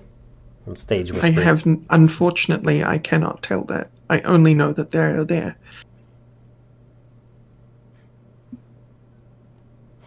I'm like, well, they're not going to go away anytime soon, so might as well take care of them. Let me see if I can sneak up on them. And if you hear a loud noise, jump in. Halo takes her spear and shield off her back. Ulfgar would like to try and sneak ahead. Okay, make a stealth roll. See how sneaky you are. Mm-hmm. I just wave. Bye. Nice knowing you, Ulfgar. 28. You are a stealthy motherfucker. Yes, you can I took stealth a feat to maintain my stealthiness while in half-plate armor. That's lordy. Yeah, you can stealth ahead. Okay. Then, let's see, 5, 10, 15, 20, 25. You don't know if they hear you or not, but you're definitely stealthy. You feel like you're stealthy. So am I able to see them? Yeah. I mean, just... He's right in the dead center of all of them. Whoop. Are they looking like the same things that we ran into before? Most of them do. You can't see all of them clearly. The ones in front of you definitely do. Okay.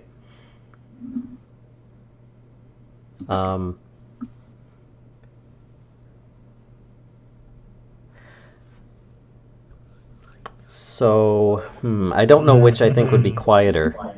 Prestidigitation and Mage Hand, or walking back stealthily. What do you think, GM? I'm assuming that Prestidigitation and Mage Hand both have verbal components? Yes. Then walking back has the potential to be quieter. Okay. That's what I was pretty much asking about. So then I would try and sneak back. and let everyone know that there's a whole... did I see anything about what they were doing? They were just kind of like mulling about or something, or eating something, or what? They were facing away from you, actually. Okay. Right there. If we move in quietly, we can surprise them. Let's go. I look at Aelia, it's like, well, you like, whispering. I'm like, you like dispatching the dead or the undead, right? She nods with a very serious brow. I said, well then, here we go. Let's get started.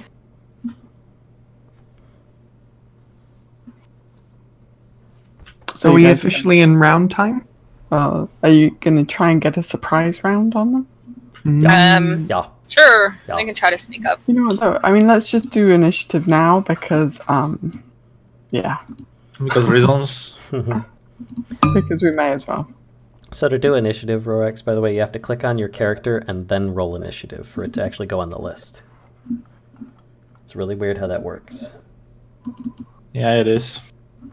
Okay, so with my character selected, I then hit initiative. Yeah. Oh dear. Oh, that didn't seem to work, did it?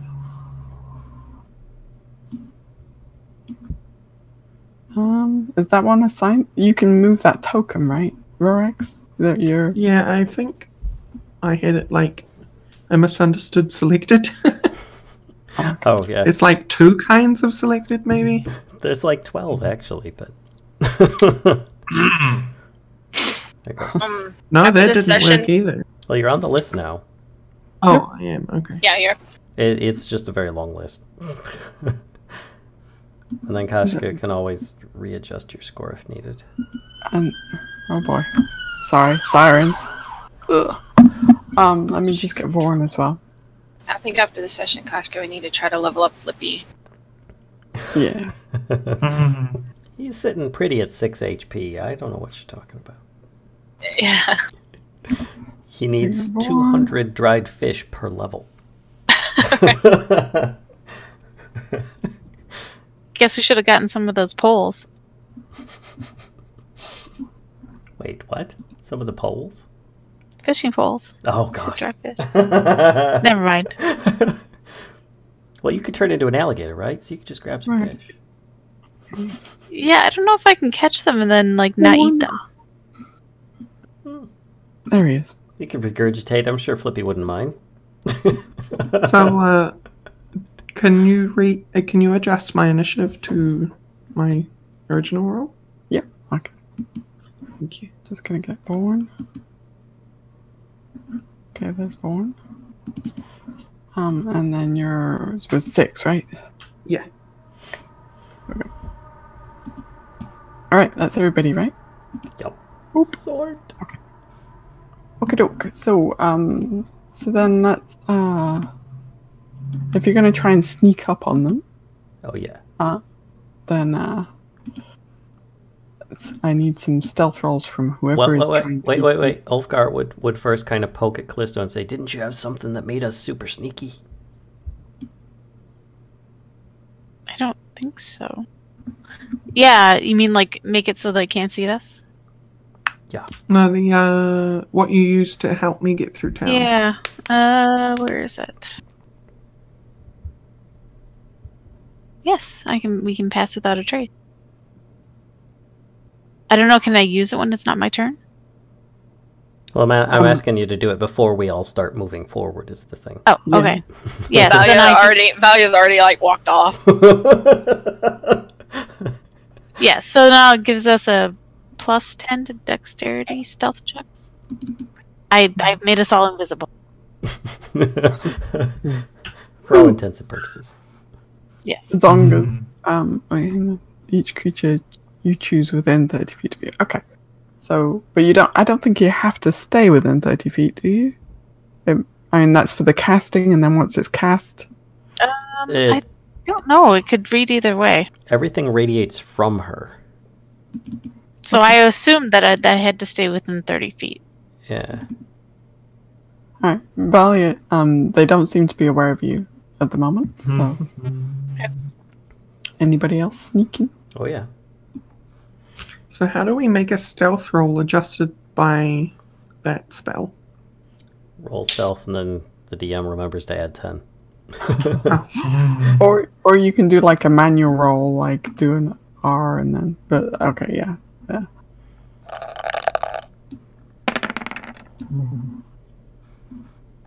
Everyone hide! Oh.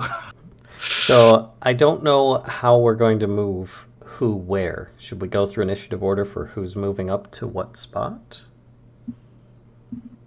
No, I don't think we need to do that per se, but in position, you can position yourselves, and you're all pretty much within range, right? Of these guys. So, I think Vorn's probably. Oh, let's see what his speed is. Yeah, Vorn's probably the only one who you think won't make it there this round. But while you're in the process of moving up, they do become alerted to your presence, unfortunately. Yeah, I do see a natural one in there. Oops. Yeah. Pass without a trace. So how far would... Oh, because they go before me. Never mind. So you probably get about maybe halfway there. So maybe like you're like back a little bit, and then. Boo. Yeah, I probably would have stopped there anyway. Like, I didn't want to get too close. And then Arokh kind of gives you away. It's small. He's going through the woods. Vorn's like boof, boof, boof, boof, walking up beside you, and these two creatures that you were trying to sneak up on over here, they hear Arokh and suddenly like turn at you. And you can see now, Valia, you see them for sure that these are the same creatures that you were fighting before, and they let out this horrible screech towards you. Aelia, you definitely, these are for sure undead ghouls that need to be dispatched. Dispatch time. So they let out this screech and they rush towards you. And now that we're out of this kind of sneaking up part to try and get a surprise attack, we are going to go in turn order from kind of here on out. Well, I don't think Tobias and Arokh moved at all. No, we didn't. Yeah. I didn't know if you wanted to move up partially like the rest of us before we were detected. Or if that's actually where you wanted to stay.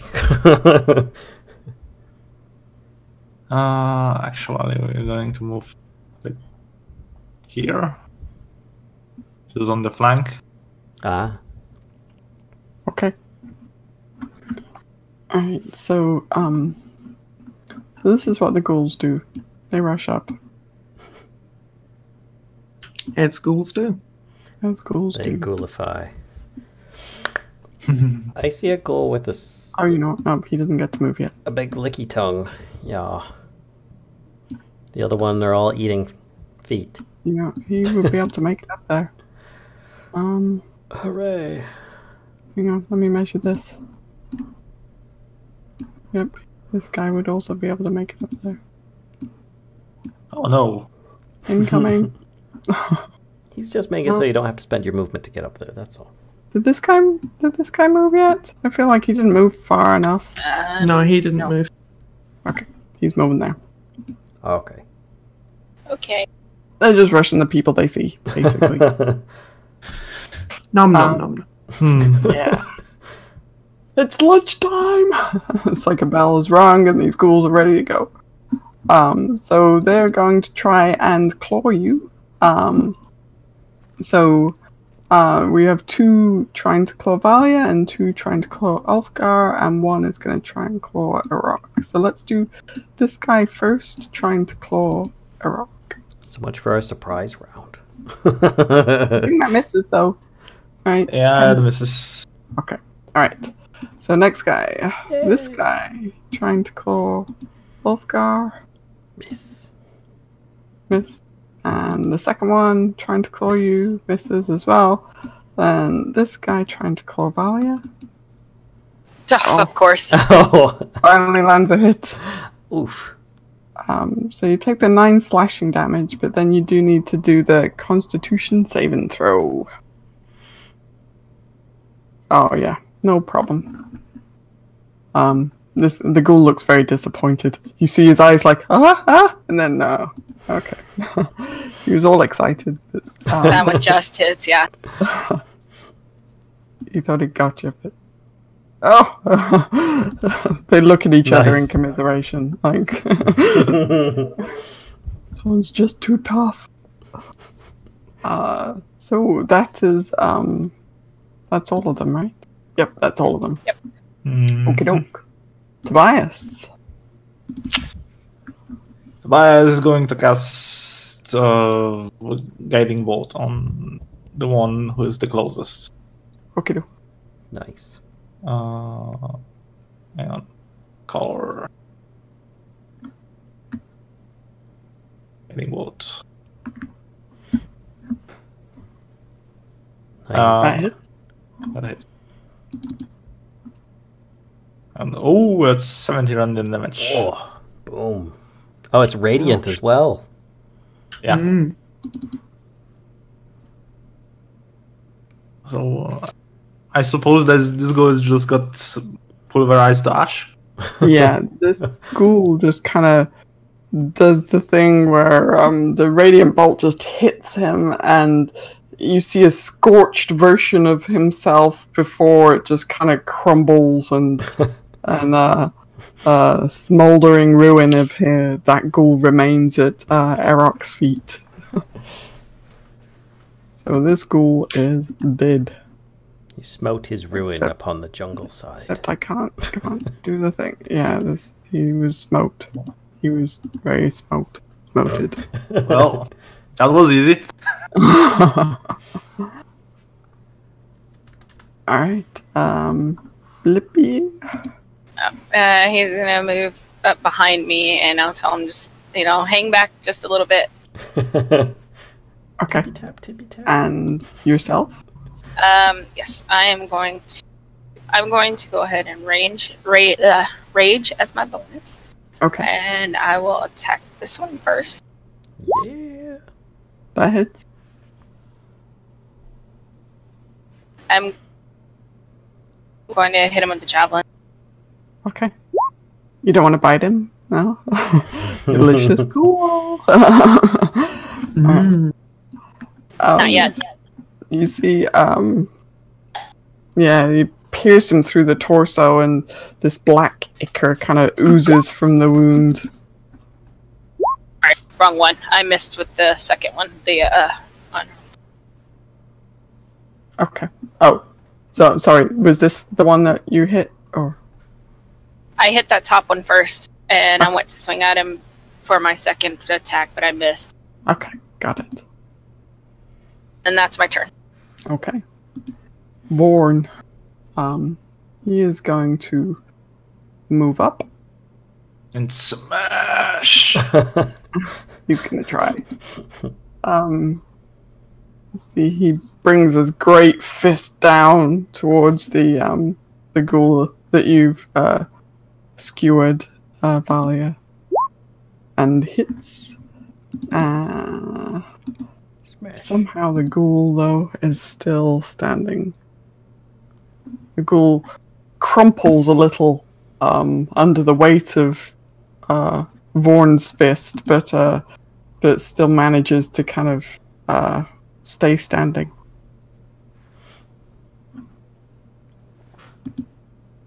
Then we have our friendly Gas down here. Who can he make it to?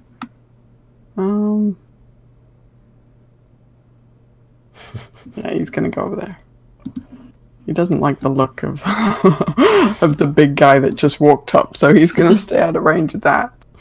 And Aelia, I think he's going to assume that his friends can handle the dwarf. And he's gonna try and claw at you, Aelia. 7. But he misses. But he misses. Oh, 7, I'm sure misses. So, he does Yeah, miss. I've got a natural 12, I think. 13. So the ghouls have they have this they emanate this odor of decay. But the guy that's standing in front of you is particularly stinky. He just the smell coming from him. Here, I've got a little handout of him. Whoop, right there. This is the guy standing in front of you. What a lovely chap. He is super friendly. And he the smell coming from him is just absolutely it smells like I'm trying really it's overwhelming, it's like a wall of stench just hits you. So something is going to happen maybe with that shortly. So it happens when you've got that big of a tongue, got that much bad breath.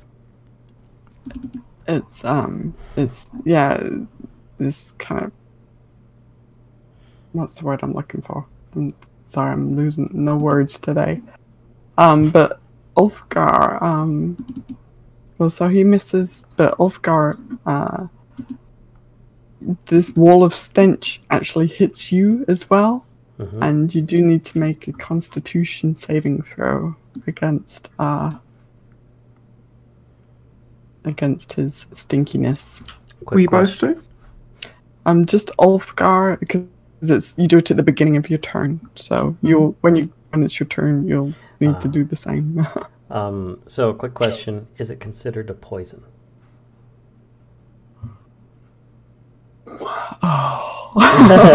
Yes. because I've got a resistance to poison, so. And I believe I've got advantage on that as well. So let me look real quick. Dwarven Resilience. Advantage on saving throws against poison and resistance against poison damage. So okay. Well, you save anyway. So yeah, you're used to stinky things. You take your boots off every night, so this is nothing. Thanks for that. That was great. So you're saying this guy it's a wall of stench that just offends you completely. It's terrible. It's equivalent to Ulfgar taking his boots off. Gotcha. It's a wall of athlete's foot. That's really grim. Okay. Sorry, Ulfgar. What would you like to do now that you've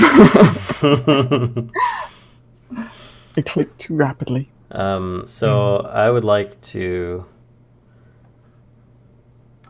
do the usual of shouting my enemies down. I advise you to take a step back. I can center it on myself like that, so. Okay.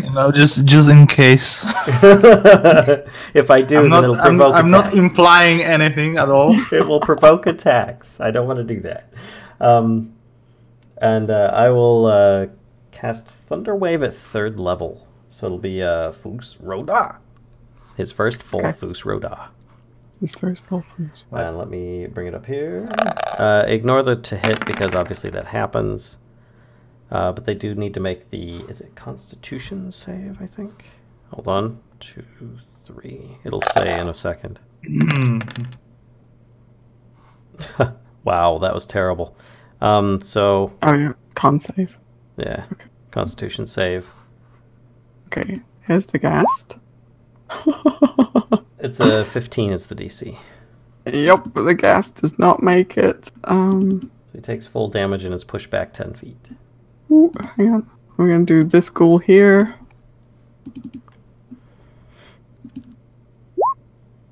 Nope. And then the other ghoul. Oh my gosh. Wow. Okay, so these dudes all suck. So it's a total of 14 thunder damage that they all take, and they're all pushed back 10 feet. Okay. So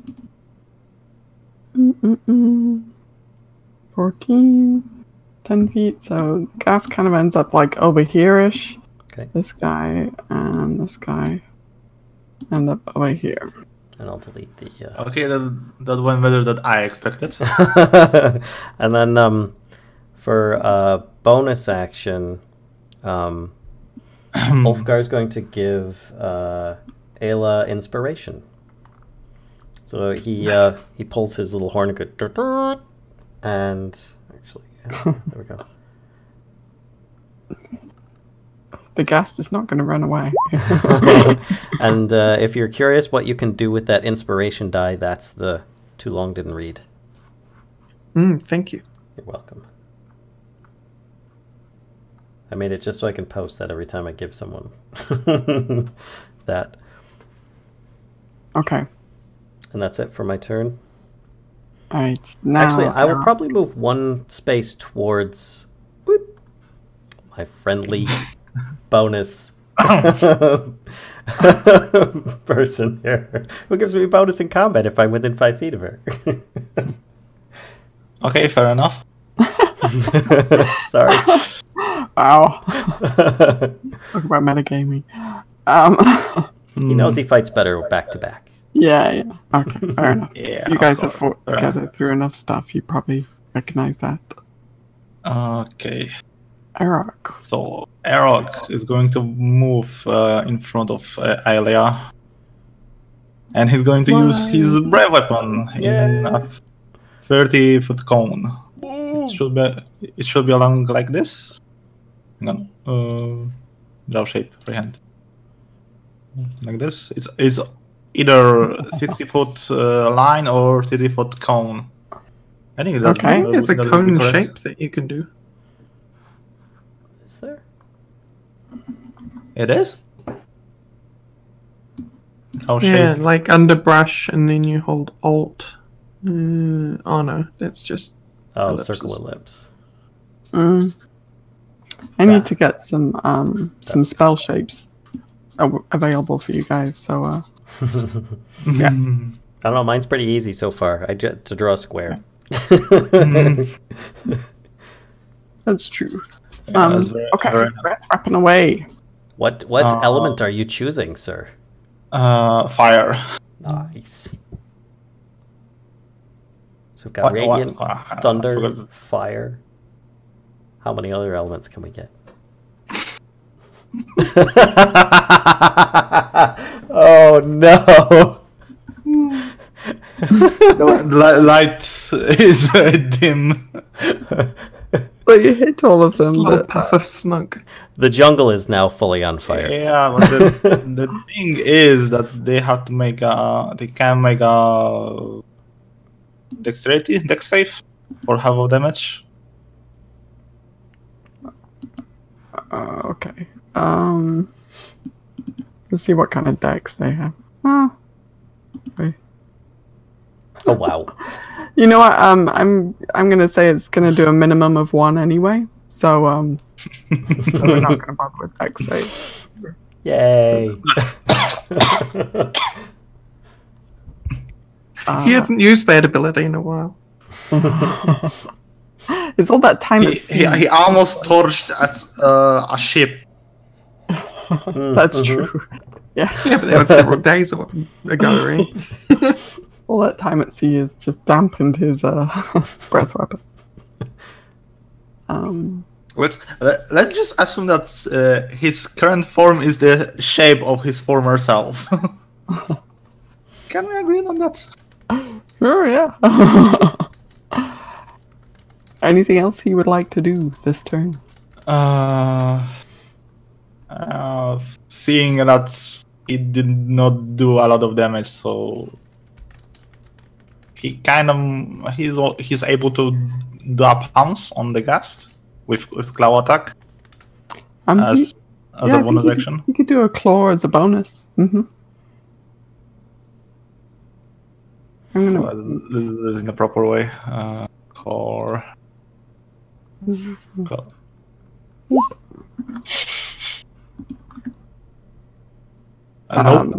Nope. The rolls are not with you today. Okay. Aelia. poor Arokh. This is going to be so embarrassing. And the gas has been pushed away, so you don't have to worry quite so much about his stinkiness anymore.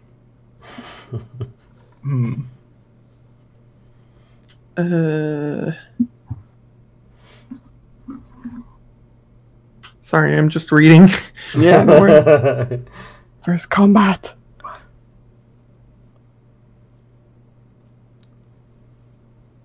Throw the axe beak at him. Right. Oh. So,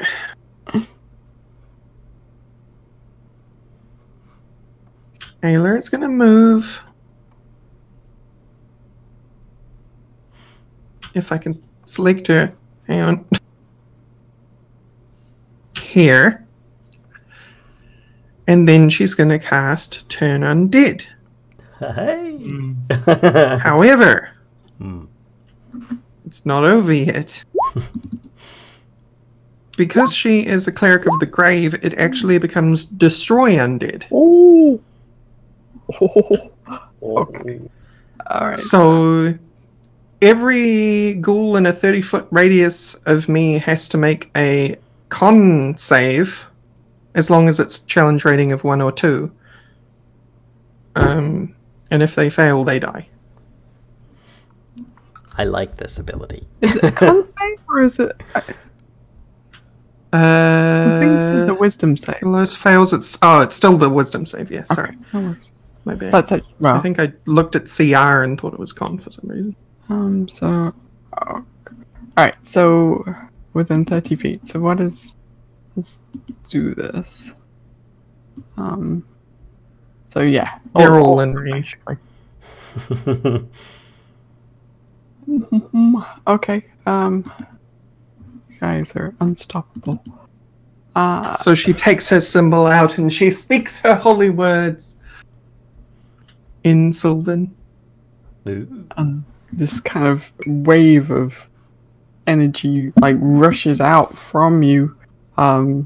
Just very classic, like expanding circle away from you. And let's start making. Oh, okay. So this guy makes it. Good one. Well, actually, does he? Hang on. He has to beat. Okay, yeah, he has to beat 15. Wait, hang on. What? Spell save? Yeah, 15. Creature fails at saving throw. Okay. Turn creature. I forgot that my spell save is automatically generated from my wisdom. So yeah. Right, let's do this guy next. Oh wow.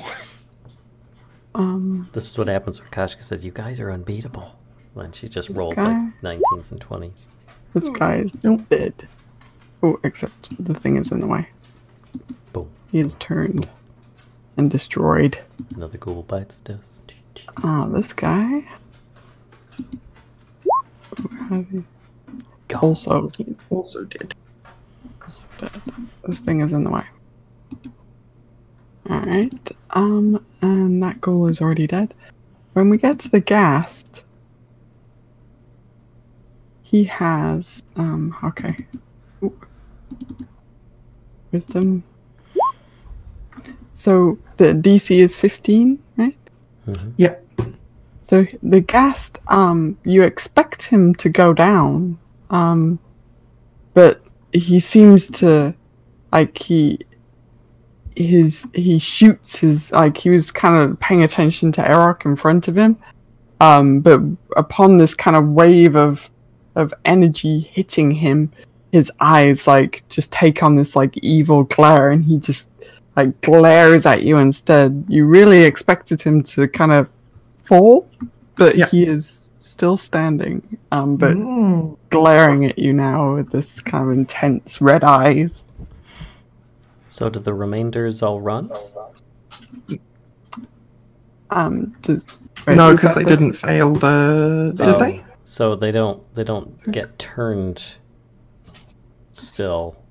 It's either destroying or nothing is what it is. Yeah, because so Turn Undead becomes Destroy Undead for my character.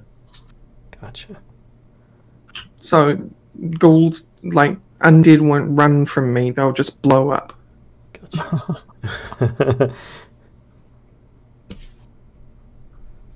Because I thought if it was higher than a CR 1/2, then it's not destroyed, but it would still run?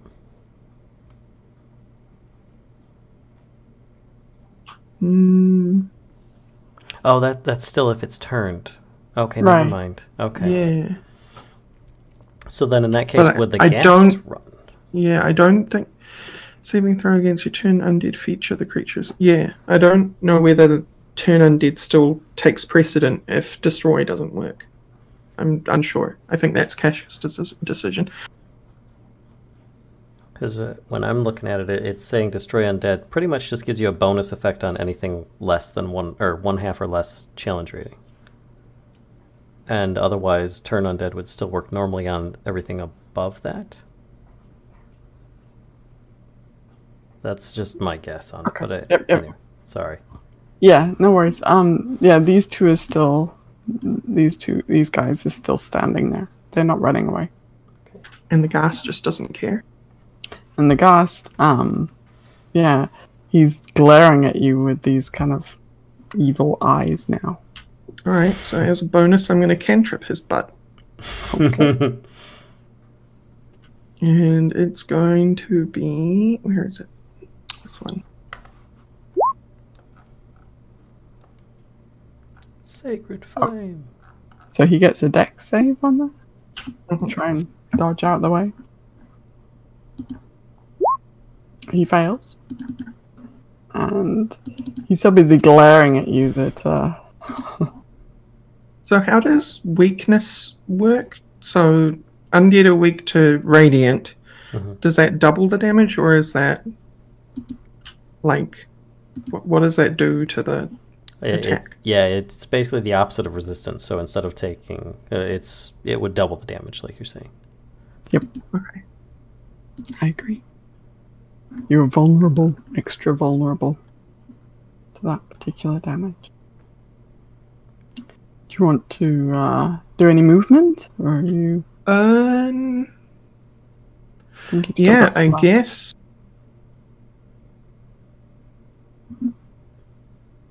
I'm having such trouble selecting Aelia. Like I'm clicking the icon and it's just not having it. Do you have the select move pointer selected in the top left? I do. I have to click the top left of the icon. That's weird.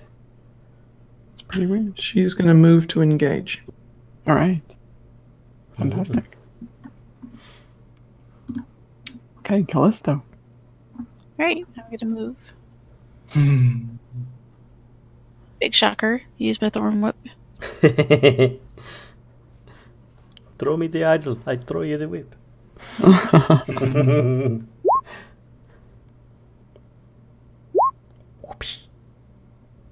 Target the one closest to me.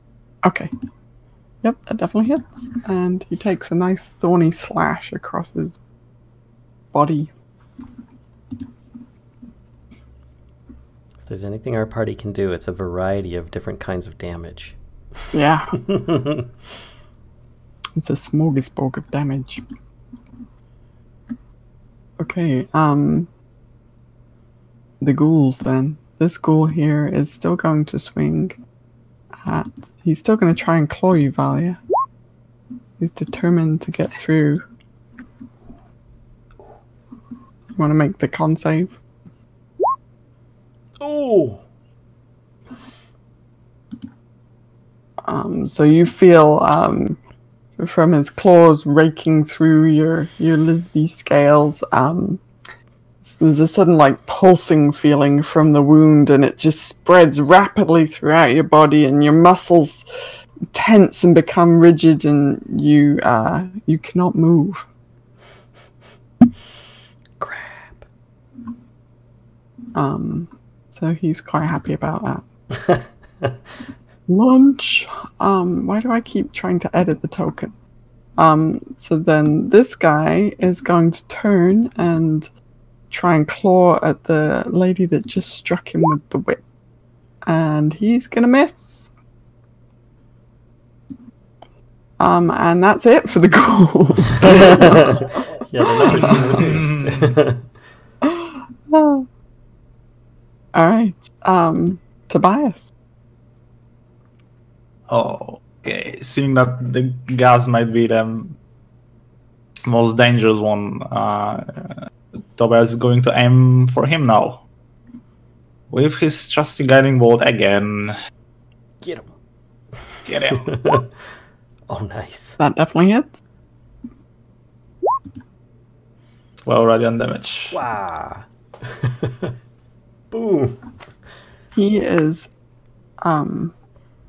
he's, Aelia, you see Tobias like cast, and from as he reaches out, this bolt of bright light emanates from his hand and streaks towards the ghast and hits the ghast square in the kind of the back of his shoulder and just leaves this massive like scorch of flesh, and the ghast looks pretty crippled by this and lets out this like spine tingling screech in pain. Okay, but is He's he still dead? standing, and that's the scary part. It should not be double damage because it's radiant for undead. Yeah, he's a bit beefier than his pals. Okay.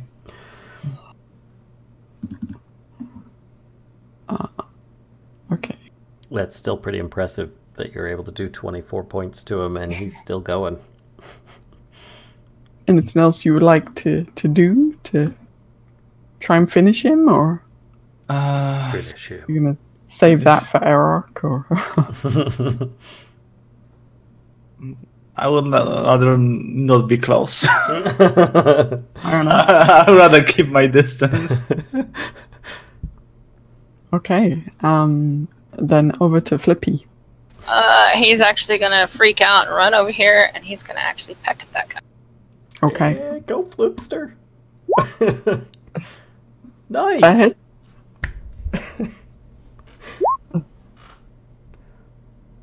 Come on. I think that was actually fixed. Oh. That definitely hits.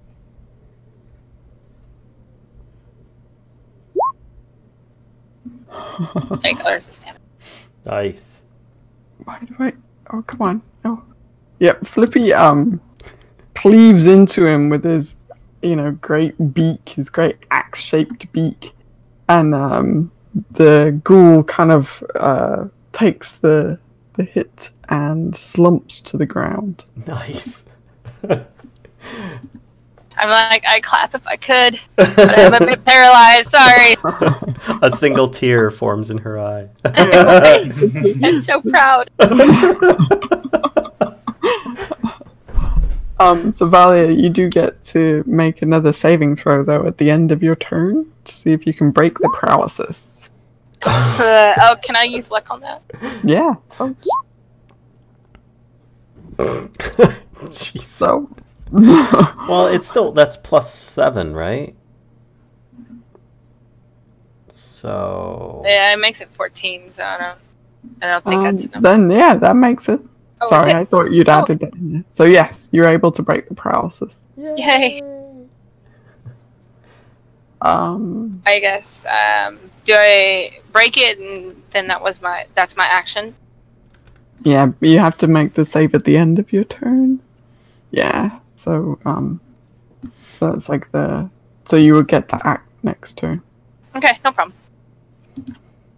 Vorn kind of steps over Flippy, just like over the top, and comes and stands over here, and he's gonna try and swing at this guy. He raises this mighty fist again and brings it down and hits him, but surprisingly does not finish him. He's still helping. Yeah, the ghoul is he just gets kind of crumpled and there's a massive Vorn-shaped fist, imprint in him. And there's, this kind of dark. Sorry, I've got something on my face.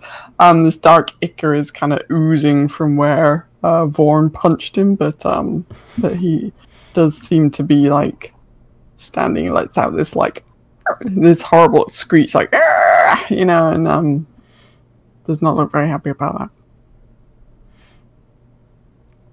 Okay, the Ghast is going to try and hit Aelia again, thoroughly unimpressed by. So I think he gets you this that time. hits, yeah. And then you need to make the Constitution saving throw. Mm-hmm. Sorry, I was just looking at some stuff. Con save. Oh. Yep. No worries there. Boy, those con saves are either 20s or 1s today. Ulfgar. Alright, so the ghoul near me and the Ghast further away, how do they look at this point? They're both barely clinging to life. To their undeath. Yes. I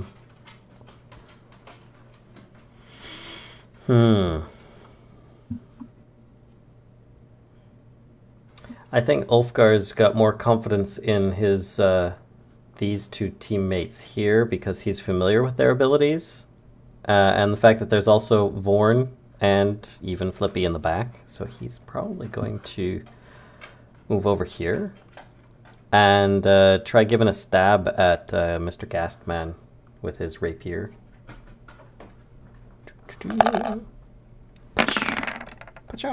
15. That hits. Okay. 5 points of piercing damage. How do you want to do this? He just runs up and stabs him with the rapier, in the chest.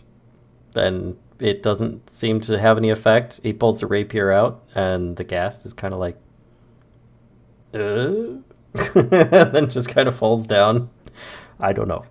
Sure. I don't know how to finish things off with a rapier.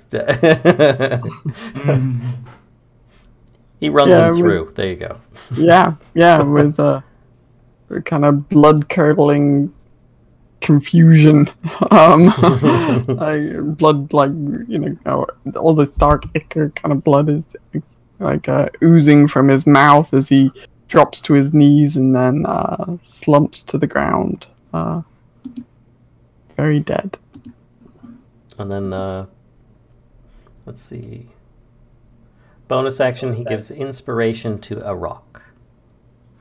Okay. Yay. Who happens to be next? If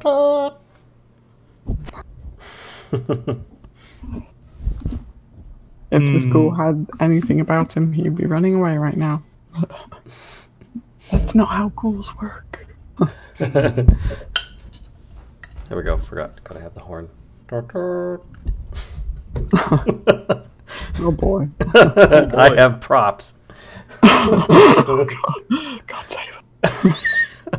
It's amazing how those two short toots really fill me with determination. Hang on, is he giving inspiration for Aelia or Arokh? Because I got lost. I gave it to both, actually. Just one-on-one. Originally me. Yeah. Okay, fair enough. Yeah, so you both have inspiration. It lasts for 10 minutes. Or until used. With Gas dead, Arokh is going to head to the last goal, and he's going to use Bite with Grab. Okay. Bite. That hits. That hits. 6 piercing. Yeah. You kill the ghoul. So add some flavor to. Nice. There's just more rust on my teeth. It takes a big chunk out of the ghoul, and this ghoul already had like fist, massive punch from last time, and all kinds of stuff going on, thorn whips, and God knows what else. So he just succumbs to his injuries. Looks down at this Arokh bite-shaped hole in his body now, and just keels to the ground. Oh, last ghoul is finished. There we go. Something like that. No copy. Nice.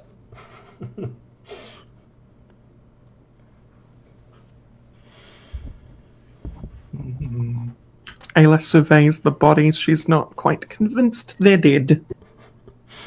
And for flavor, she goes about doing gentle reposes on the undead. Interesting. Okay. Which is basically that.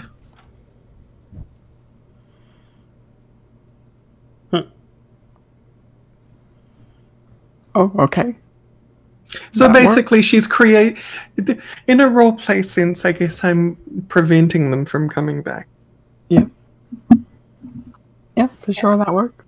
I'm like, why are you touching them? They're dead. The dead must remain dead. I'm And like, so I agree.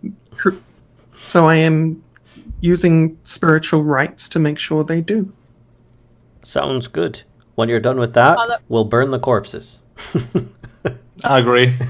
Yeah. I'm like, although the dead, even the undead can't come back right now, so that's always a plus. Just precautions. And then I walk over to Flippy and I pet him. I was like, "Look at the good boy. Who killed this boy? Who killed the ghoul? Who killed him?"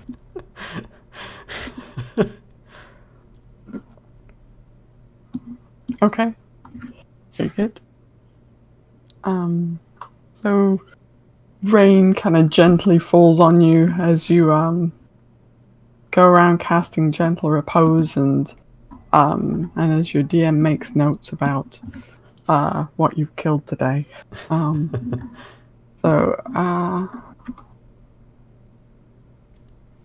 Once you've finished with your rituals, are you anything else anybody wants to do before?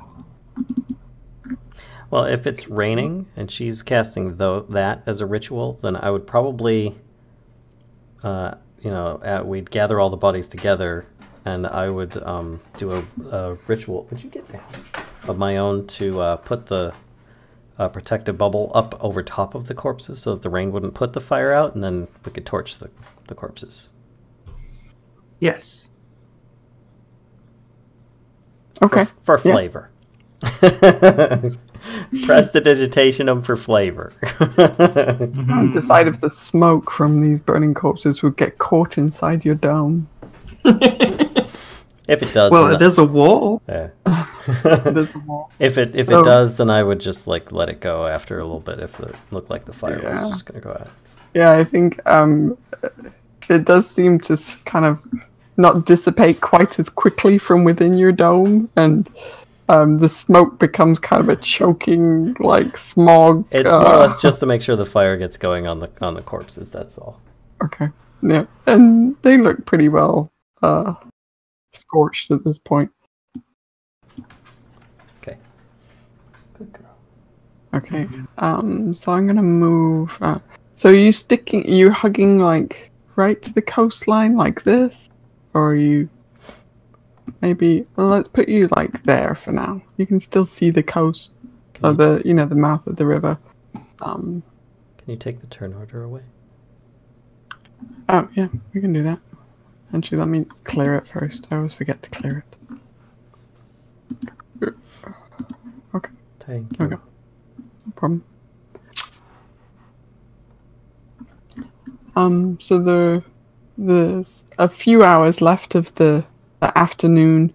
As you kind of make your way, you think you're about halfway between You think maybe another day and a bit of travel, and you'll be at Mesro, judging by your rate so far.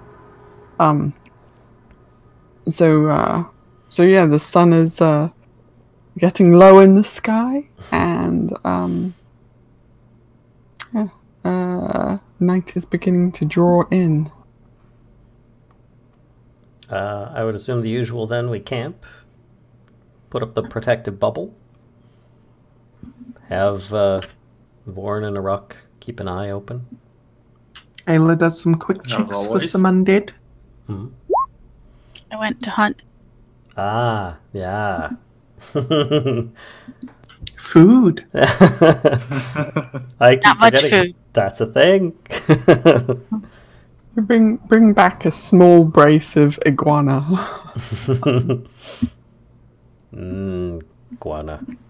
Iguana. Iguana steaks. Yes. Also forgotten. Taking a short or long rest. Long. And we stay till morning. Valia's just gonna go lay down after getting hit a couple times. Yeah, Aelia's gonna do some healing word type stuff and offer it to anyone else who requires.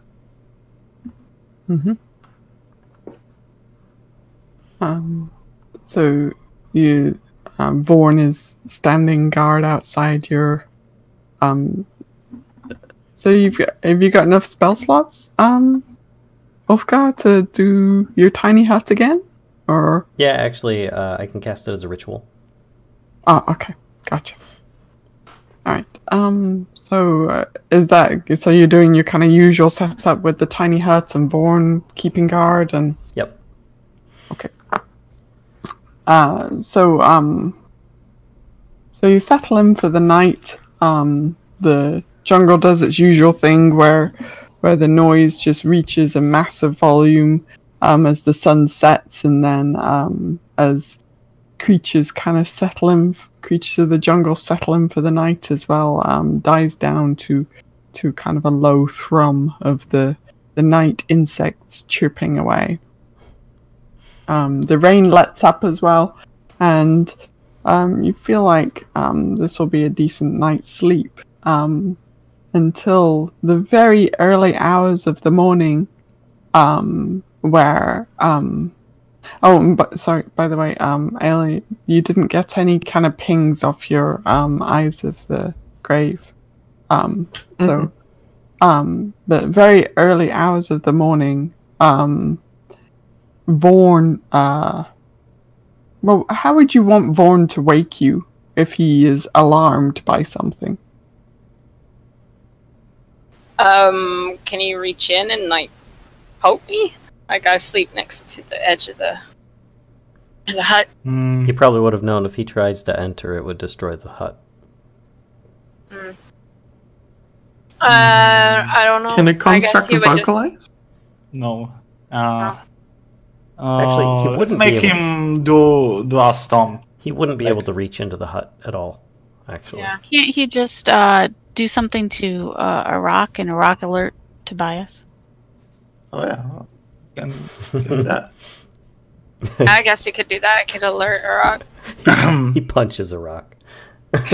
Well, I mean, there could be like some kind of hand signal or something that we could establish. Wake up the dragon. I mean, does the dragon need to sleep? It's not real, right?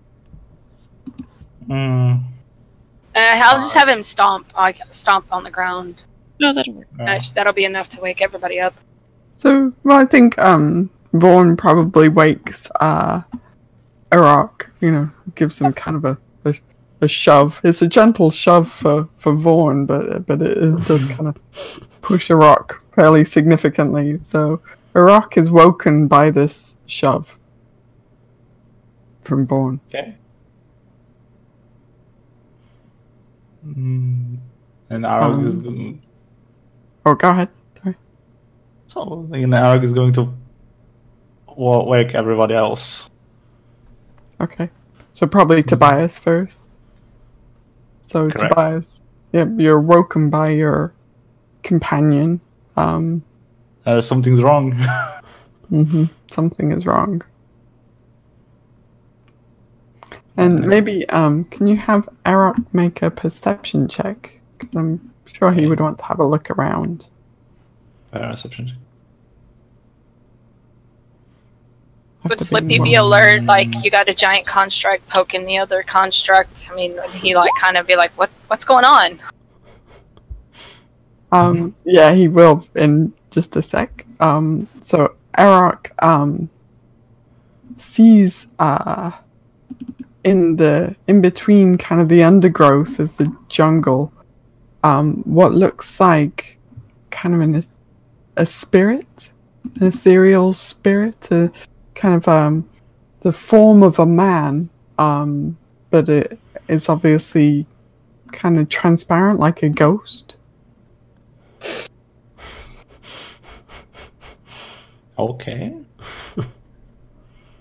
So this is what he sees before he comes to wake you, Tobias. Okay. Arokh is going to approach it. Take a little bit closer look. While everybody else is just going to wake up. So yeah, everybody else is you're just kind of waking out of this slumber, right? And Arokh is approaching It's Flippy. Okay. And you hear Arokh hears actually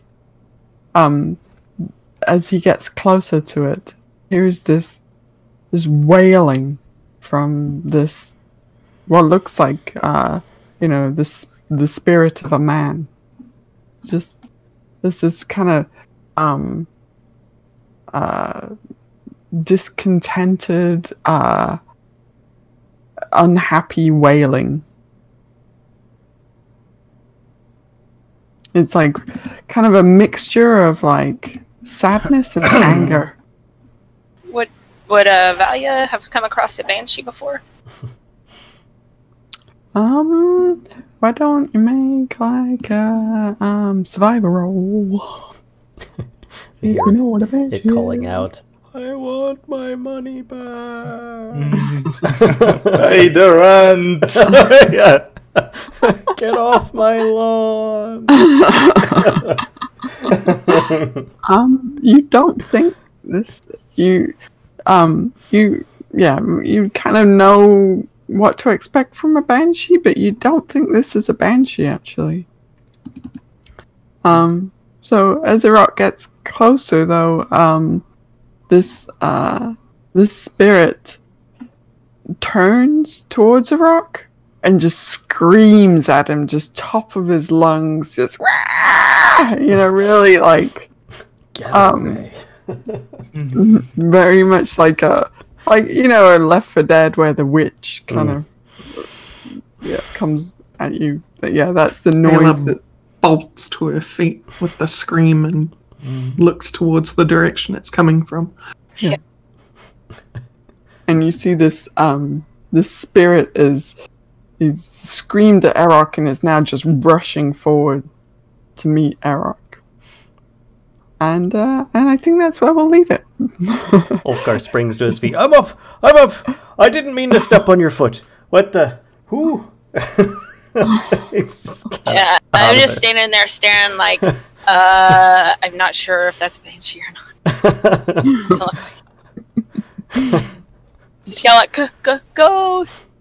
Aelia's got a very serious ghost-busting face on. Yep. I like leaving it with Arokh getting into trouble, though. It's not the first time you've done that either. I remember before he was being pounced upon by an angry horde of ghasts. Or was it ghouls? Yeah. Ghouls. Yes. Yep. He's a very resilient friend. All right. Yep. Sorry, Arokh. Well, it appears that we're ending here. Oh, well. So I hope everybody enjoyed another episode of Tomb of Annihilation Dungeons and Dragons with all of those on here. And don't forget to check out the channels of some of the players in the description below. If you're watching on Twitch, check it out on YouTube. I've got it in the description there. So until next time, folks, I will see you all later. Bye.